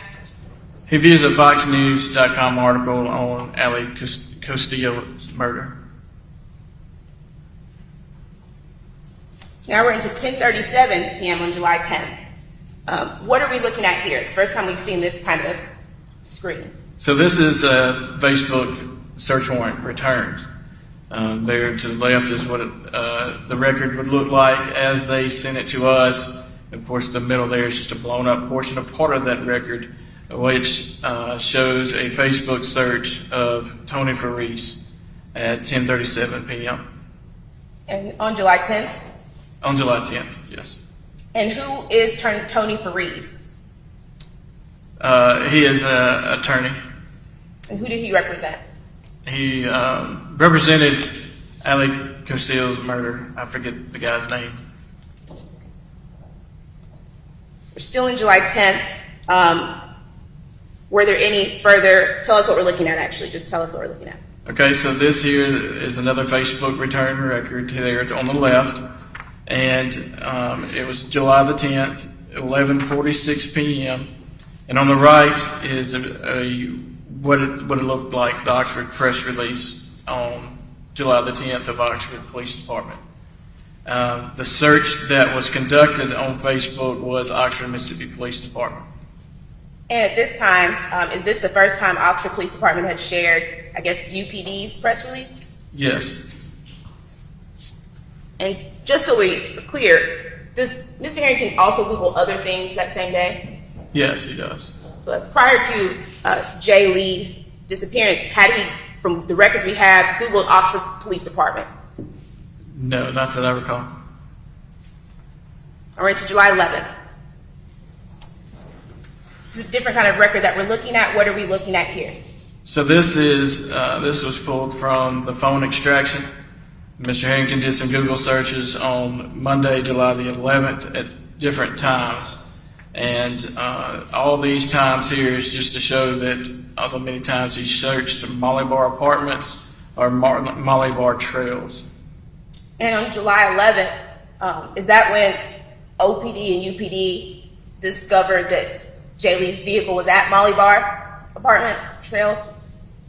Yeah, so we discovered that on the 10th, on July 10th, late in the evening, that Jay Lee's car had been found by bandit towing at Molly Bar Trails. It was at 2 p.m. on July the 11th that OPD and UPD did a joint press release advising that Jay Lee's car had been found at Molly Bar Trails. So that's the first time it was put out for the public. That's correct. And also on July 11th, following the 2:00 p.m. joint press release, what do we have that Mr. Herrington is searching? He also searched Ole Miss Police Department at 10:02 p.m. on July the 11th. We're going into July 12th, and tell us what we're looking at here. Some more searches on Facebook on July the 12th at 4:01 a.m. and 7:32 a.m. He searched Jimmy Lee in Facebook a couple times there during that day. And at this time, what is the Oxford Police Department primarily posting about? Primarily posting about information about Jay Lee, the press releases, the asking for information from the public of anyone who's been in contact or seen Jay Lee recently. And did you all ever receive any tips from Timothy Herrington at that time in regards to your press release? Not from Timothy Herrington, no. Now we're into July 13th. What are we looking at here? Facebook records from July 13th at 4:56 p.m. Mr. Herrington had searched in Facebook, Oxford, Mississippi Police Department, and that's a representation of what was posted on the 13th of 2022. And what is it that was posted at that time? It was a statement from Mr. Lee asking the public for help in locating his son. So at this time, were you all receiving tips to possibly help in the Jay Lee disappearance, the investigation? That's correct. So other people were reporting in? Yes, we were getting tips from other people, yes. Going to July 14th, what are we looking at here? July 14th, this is a Facebook search at 1:02 a.m. and 1:48 p.m. for Oxford, Mississippi Police Department. Okay, and what was Oxford Police Department posting on their Facebook at that time? This was an update on this case, talking about Crime Stoppers pledged money for anyone with information that led to Lee being found and how to get a hold of us and so forth. And so at this time, again, Oxford Police is still primarily posting about the disappearance of Jay Lee.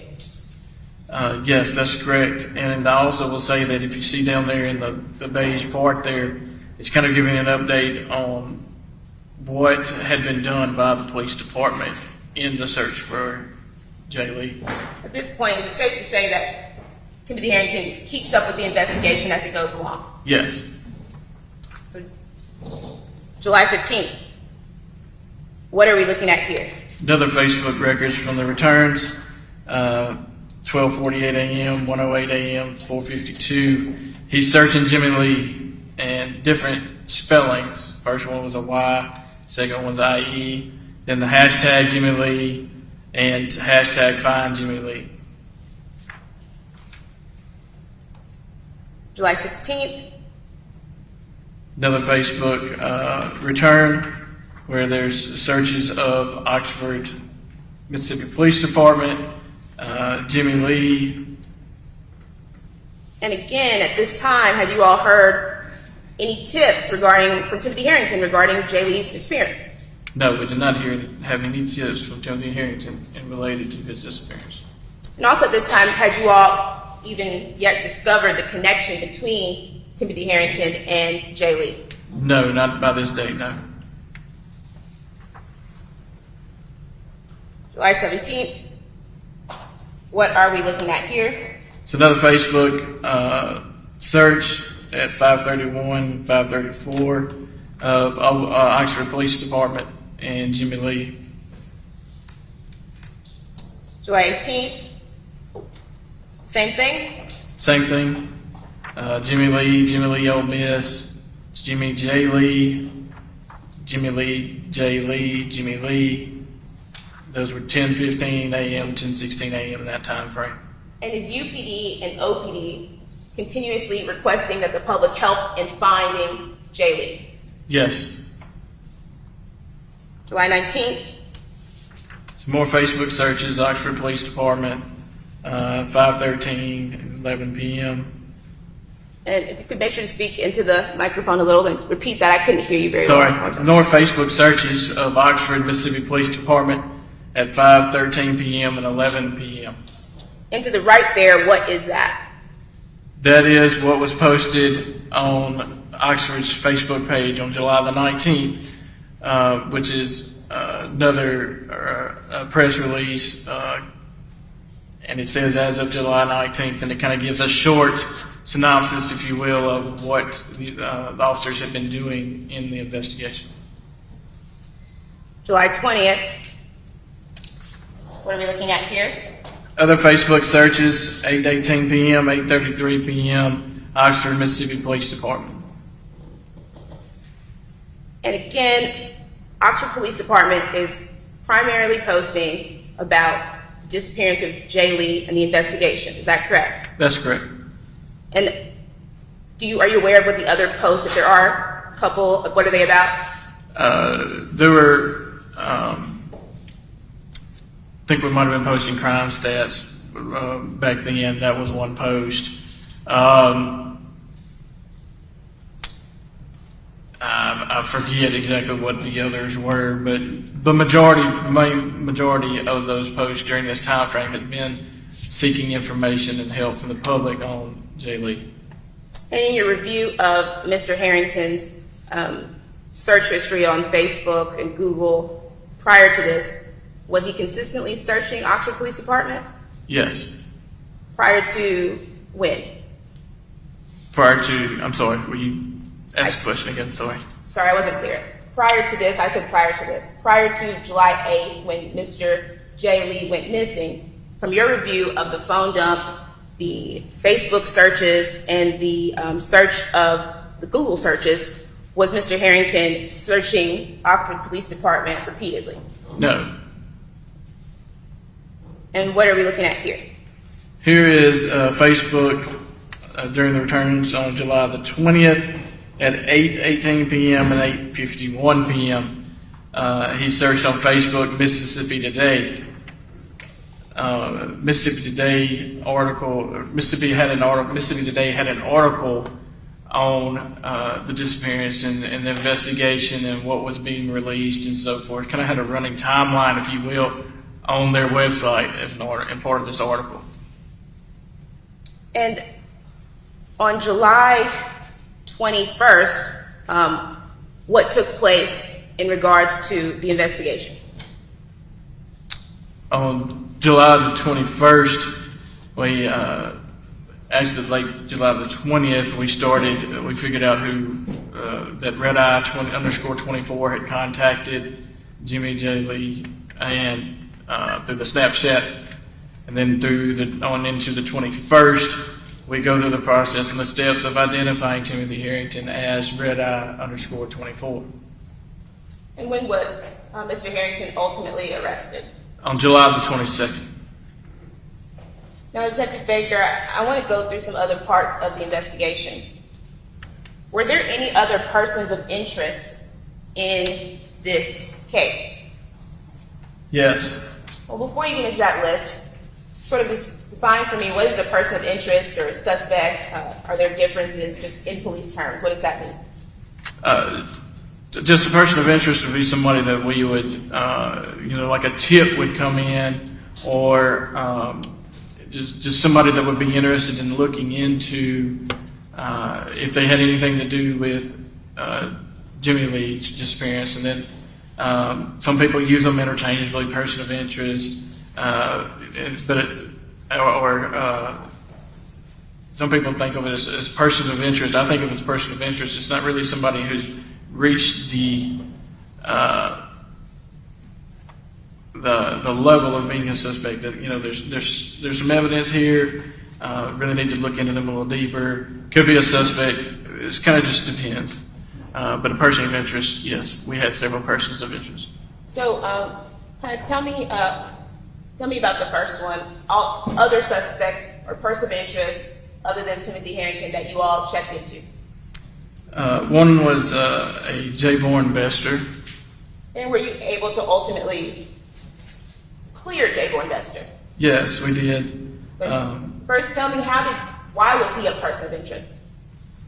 We had UPD had gotten a tip kind of after the first initial press release had went out, and they received a tip that from a former student that Bester had assaulted that former student before, and thought that Bester could be a suspect in this case based off of his past experiences. So someone, to be clear, they had a past assault experience with Mr. Bester, and so they just thought maybe he could be involved. Yes.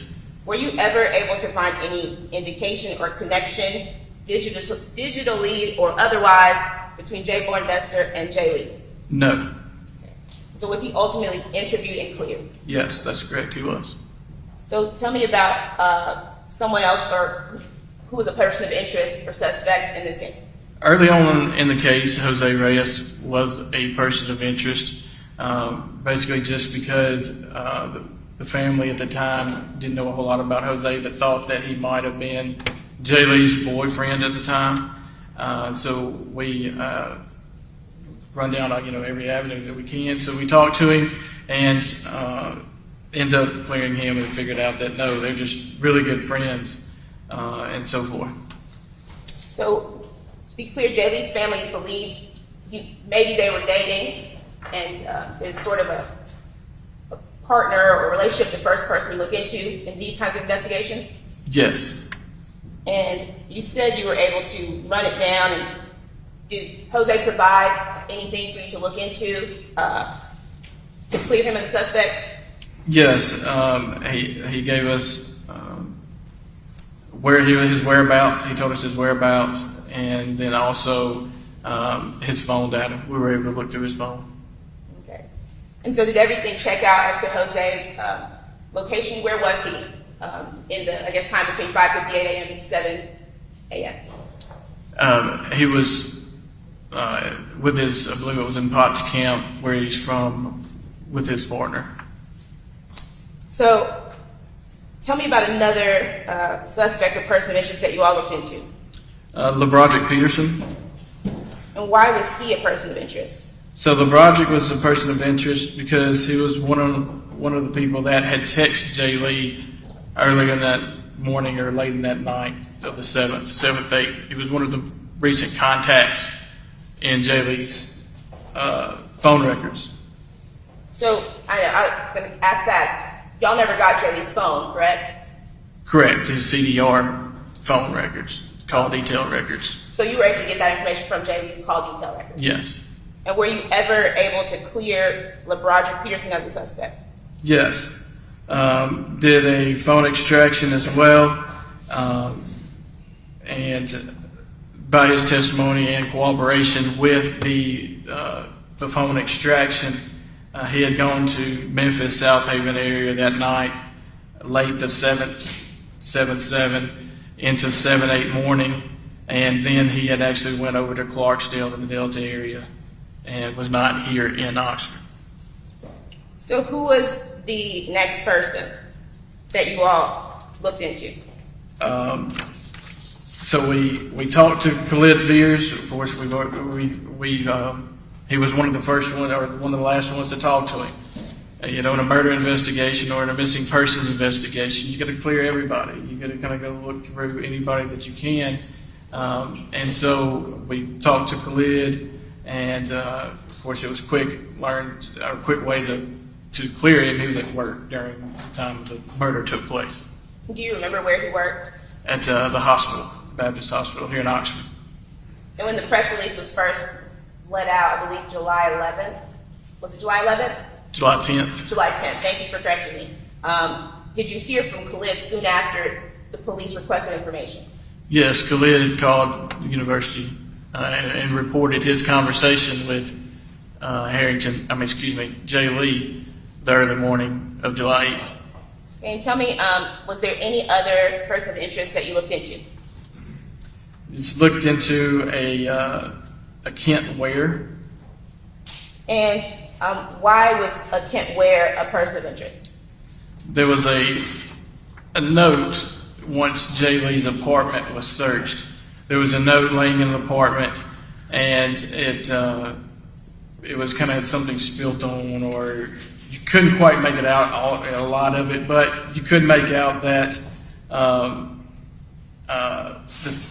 that Kent Ware had come back into Jay Lee's life. And so we looked into him based on that note, and there was no evidence that he contacted Jay Lee or had spoken recently at all with him. And were you able to tell when that note was written, or if it was a recent note or anything of that nature? No, it could not. So there's no evidence that there was any recent contact. By recent, what do you mean? I mean, within the time frame of the murder or a few days before. What about Blaine Brown? I believe some testimony has come forward regarding him. Who is he, and was he a person of interest? Blaine Brown was one of the last people that there was digital communication between him and Lee, him and Jay Lee. But he was also cleared by call detail records. He was around in the area of his apartment at the archives. So tell me, Jay Lee lives at Campus Walk, is that right? Yes, And Timothy Herrington lived at Lafayette Place, is that right? that's correct. And I believe what we see is that those two are kind of north and south of each other, right? Yes. Where is the archives in relation to that? The archives would be about in a southeast direction, the south side of town, toward the south side of town. And I believe you said through phone, his phone, you were able to clear that he was not in the area of Campus Walk or Lafayette Place? Correct. Through his call detailed records, yes.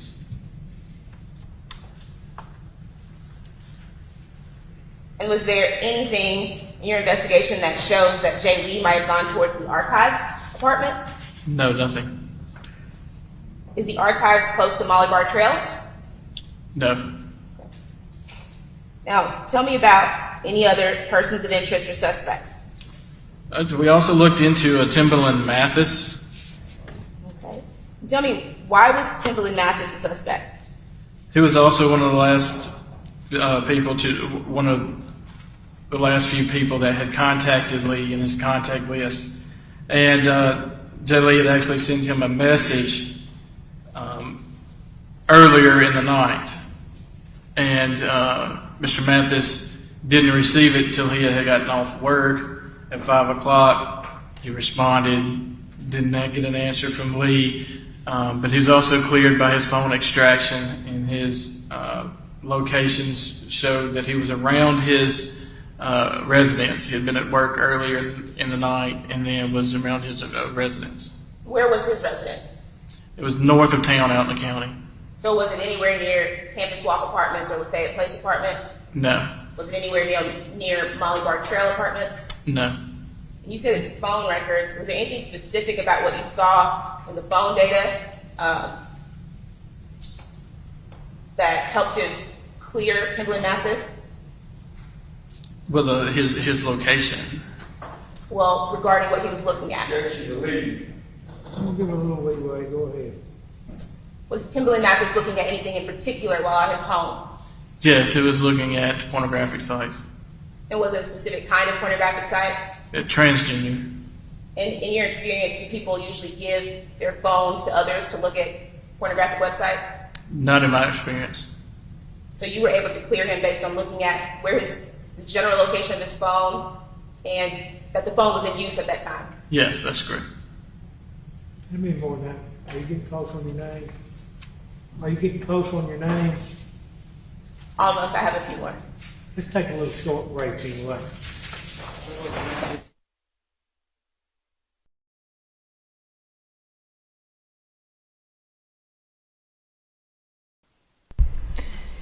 Hey guys, so they're taking a short break, and we're hearing still the direct examination of Detective Ryan Baker, who was Okay, just ask the question. so we're hearing Detective Ryan Baker. Let's see, they came back from lunch.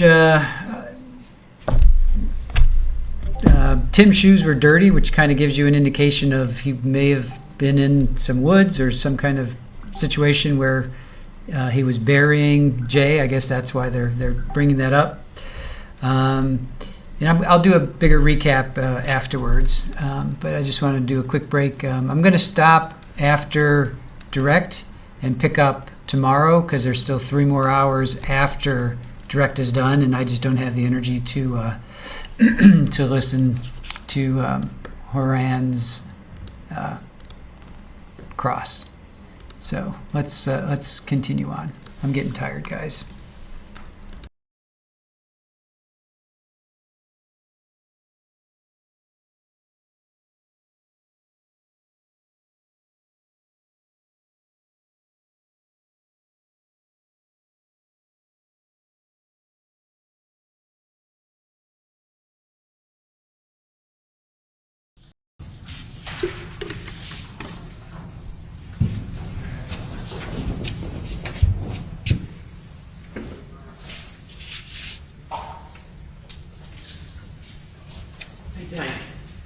Sir?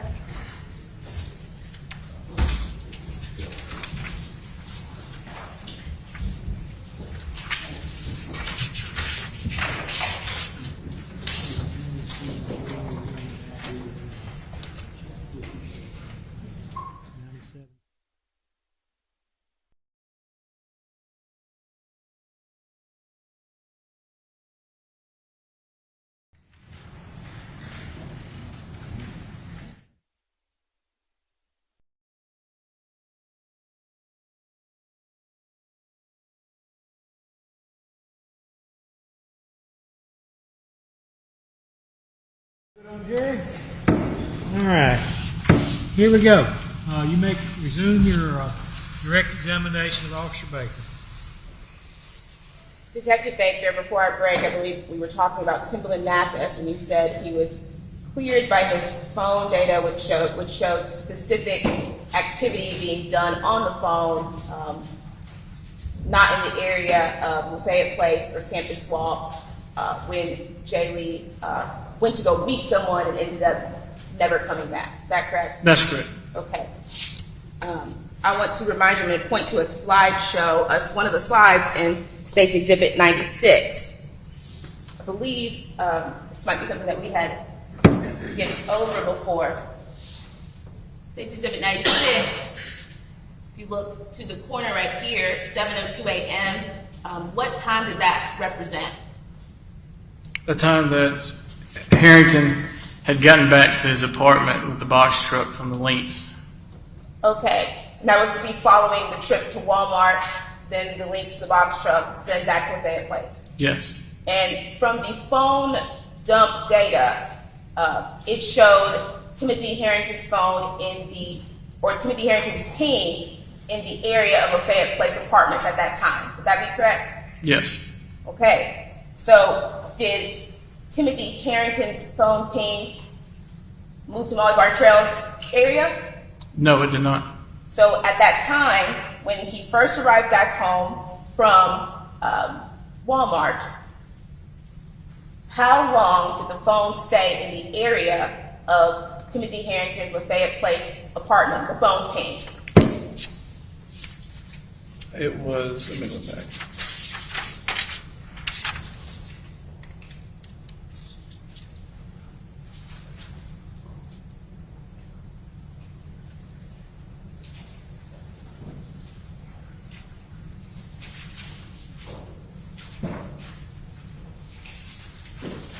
(7:02 to 8:10 To 8:10. a.m.) So, based on the investigation, do we know if actual Timothy Herrington was at Lafayette Place from 7:02 to 8:10 a.m.? From 7:02 to 8:10 a.m. To 8:10 a.m., the time you just referred to on July 8th, 2022.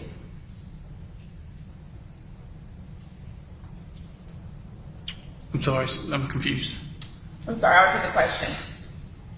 We were just talking about how from 7:02 a.m. to 8:10 a.m., Timothy Harrington's phone ping was in the area of Lafayette Place Apartments.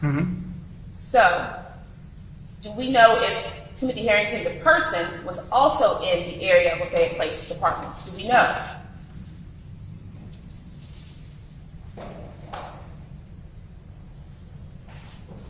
Yeah.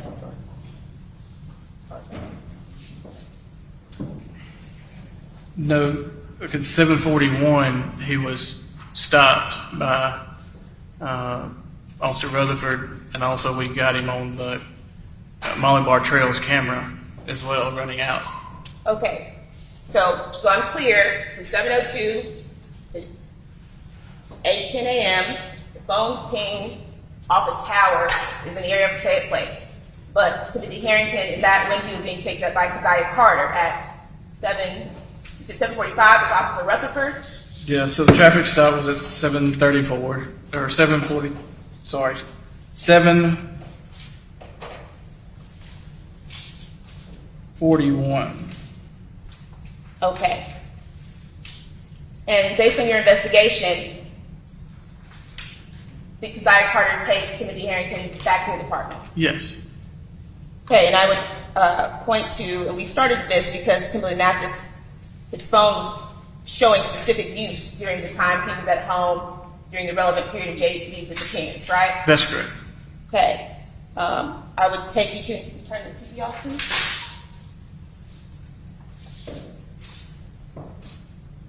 Another slide from the slideshow.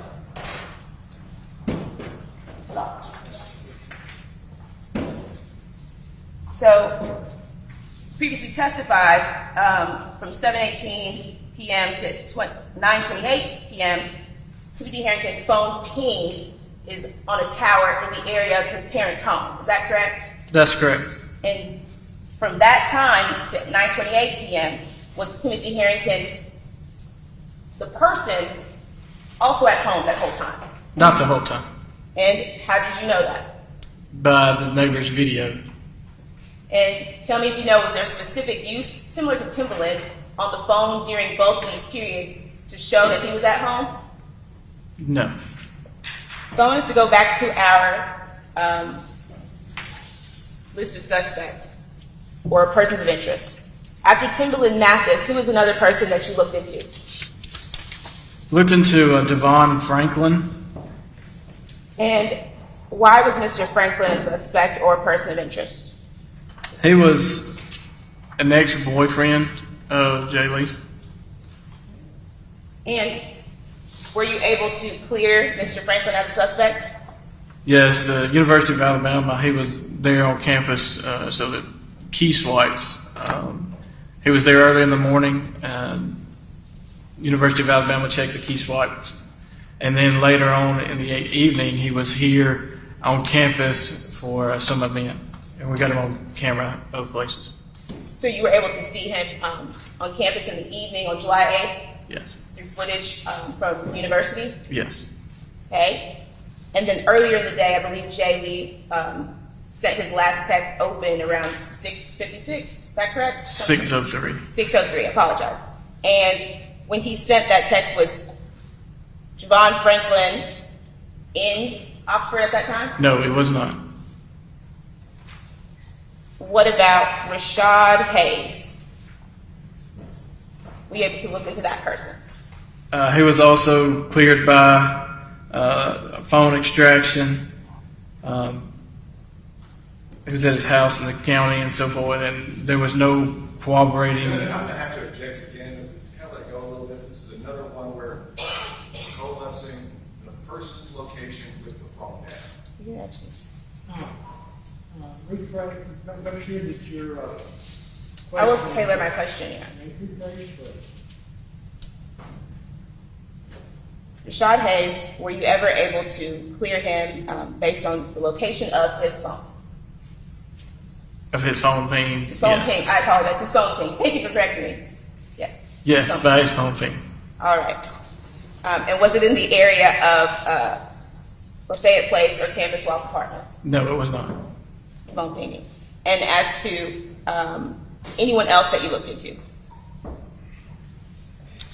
The next one would be Dominique Goolsby. Okay. Tell me who that is, why they were a person of interest. So he owned one of the vehicles that drove into Molly Bar Trails 20 minutes before Jay Lee's car. And so we were able to figure out that he was actually in Mississippi Department of Corrections custody at the time. And his girlfriend was driving his car that lived at Molly Bar Trails. So he was in prison at that time. Yes. Okay. Anyone else? So there was a guy named AK. And was he a student at Ole Miss, AK? He was a foreign exchange student. And were you able to, well, why was he a suspect? He was seen days prior around Jay Lee's apartment, going into and around the apartment. So just looked into him because he was around the area. And were you able to clear him? Yes, he was at the Uncommon and at class. When you say the uncommon, what is the uncommon? The Uncommon is another apartment complex here in Oxford. And you said he was also in class? Yes. And were you able to confirm that he was in both locations? Yes. And was that during the time period of, I believe, 6:03 a.m.? And, That's correct. okay. Tell me who the next persons of interest or suspects that you all looked into were. Next would be Keziah Carter, And why did y'all look into Keziah? because Keziah is the one that picked him up at the Rockets gas station, and so we looked into him. Were you able to confirm if he was in close to Jay Lee, or had any contact or communication with Jay Lee? No, he did not have any communication with Jay Lee. And who else did you look into? I looked into Tyson King. And who was Tyson King? Tyson King was Mr. Herrington's business partner in the moving company, little moving business that they had. And why did you all look into him? Because he was close to Timothy Herrington, and also the box truck. The box truck was around his apartment where it was parked at the links, and so we looked into him as well. And were you able to clear Mr. King from the suspect list? Yes, I was. He was in his hometown of Hattiesburg at the time of the murder. And who else? Juan Robertson. And who was that? Juan was in the box truck with Tyson King at the time that he was stopped. We talked to Juan, and there's no connection between him and Jay Lee. Was he even working for their moving company at that time? He was not. So of all these people we went through, I believe, Jay Bourne-Bester, LeBroderick Peterson, Kent Ware, Timberly Mathis, and so on. When Jay Lee sent the 6:03 a.m. text open, who did he send that to? To Tim Harrington. And was it to any of these people? No, it was not. And were any of these people confirmed to be in the area of Lafayette Place Apartments at this time? No, they were not. Do any of these people live at Lafayette Place Apartments? No. and the conversation that you all were looking into, the one between Red Eye and Jay Lee, were any of these people behind that account? No, we're not. Who was behind that account? Timothy Harrington. And after Jay Lee sent the open text, did he ever send another text to anybody on this list again? No, he did not. Brief indulgence.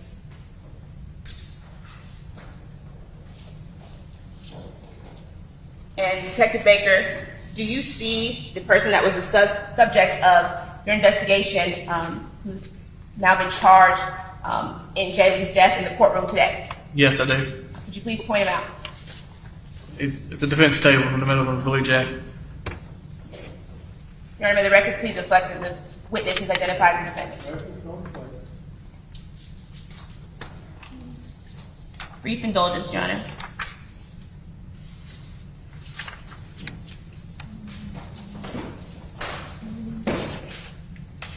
Your Honor, I tender the witness.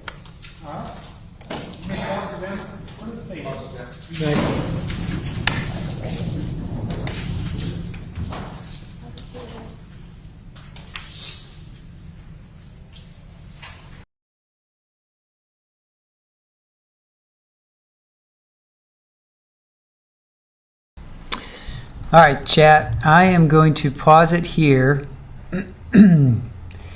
because there's still 3 more hours to go, and I just can't with the cross. So we'll pick it. We won't be done until 11, and I can't deal with cross.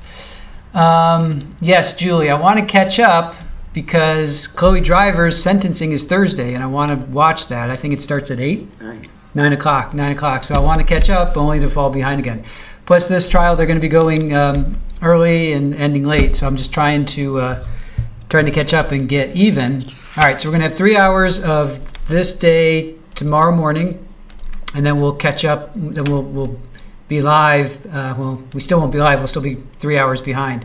But I'm hoping that by the end of tomorrow, we will be caught up for this trial. Then Wednesday, we can watch it live. Then we'll fall back again on Thursday. Anyway, all right, so let's recap today. Great day. This guy, Ryan Baker, he was just basically reiterating a lot what we had heard before, but I think what I found interesting was there were 3 phone calls that came in, 5:19, 5:20, and 5:21 a.m. Herrington, Tim was trying to call Lee, and then he also searched Lee's Twitter profile. That was pretty big. And then the other thing, let's see. Okay, so we saw the one timeline kind of like right after we think Lee was off, but then Baker was talking about from 9:14. Okay, so Herrington crosses into Grenada County. At 9:30, he goes to, he passed the Burger King, McDonald's and Burger King, and then 9:30 goes to the cleaners. So if all this happened at like 6:30-ish. No, wait, see. This happened around 6:30, 6:15 to 6:30 this happens. Then he goes jogging, he gets picked up at 7:30, gets taken back to his house. Then 9:30, so this is all happening within a couple hours. He goes to the cleaners. Then he's seen heading west. Maybe he's going to his parents. I'm not quite sure why he said that. Then he's heading west. So, anything else interesting happen? Let's see. Let me see. I'm sorry, guys. Okay, so the next thing I thought that was pretty important is the defense was like, well, who else did you talk to? Or they were hammering on one of the officers. Well, you didn't clear anybody else. Nobody else. Did you look at anybody else? Suspects or people of interest. And Baker did. They looked at Rashid Hayes. He was cleared. Dominic Goolsby was cleared. The reason they were looking at him is because he was in a vehicle that pulled into the Molly Bar Trail Estates 20 minutes before Tim did in Jay's car, but he was actually in custody, so it was somebody else. There's a guy named AK. He was a foreign exchange student at Ole Miss. He was cleared. Keziah Carter, who picked up Tim at around 7:30, at the Rocket, he was cleared. Tyson King, he was cleared. And then Juan Robinson, who was in the box truck with Tyson, so he was cleared. So they did. They looked at 1, 2, 3, 4, 5, 6. They looked at 6 other people of interest, and they were all cleared. All right, so guys, I'm gonna take off for now. Thank you for joining us. We're gonna kick in again at 8:45. We're gonna catch the last 3 hours or so, which is gonna basically be cross. So get ready for defense Horan. 3 hours of him, and then we're going to pick right up with day 7. We'll be into day 7, and hopefully we can get caught up by the end of tomorrow. We will be caught up, which I think we can do it. So, all right. Oh, Trial Junkies United, you got timed out. You got the bot gotcha. So whatever you said, bot gotcha. All right. Thank you guys for joining us. OnlyFan, go get some sleep. Love you guys. Thank you. Thank you to our mods, OnlyFan, Julie. Therapist, Rachel B, Brat, Unbalanced Equation, Jules. She wasn't here tonight, but everybody else was. Thank you so much. We love you. We had great conversation as always. You guys are the best. And Meza, not looking to Horan's confusing the jury. Well, we're gonna have to listen to 3 hours of him, unfortunately. But all right, and thank you to Erin as always. She's the glue. She's the Wizard of Erin, and we have some really good things coming up. I'll talk to you. I'm really tired. All right, thank you for watching Trial TV Live. Appreciate it, guys. We'll see you tomorrow at 8:45 Eastern. Have a good night. Bye.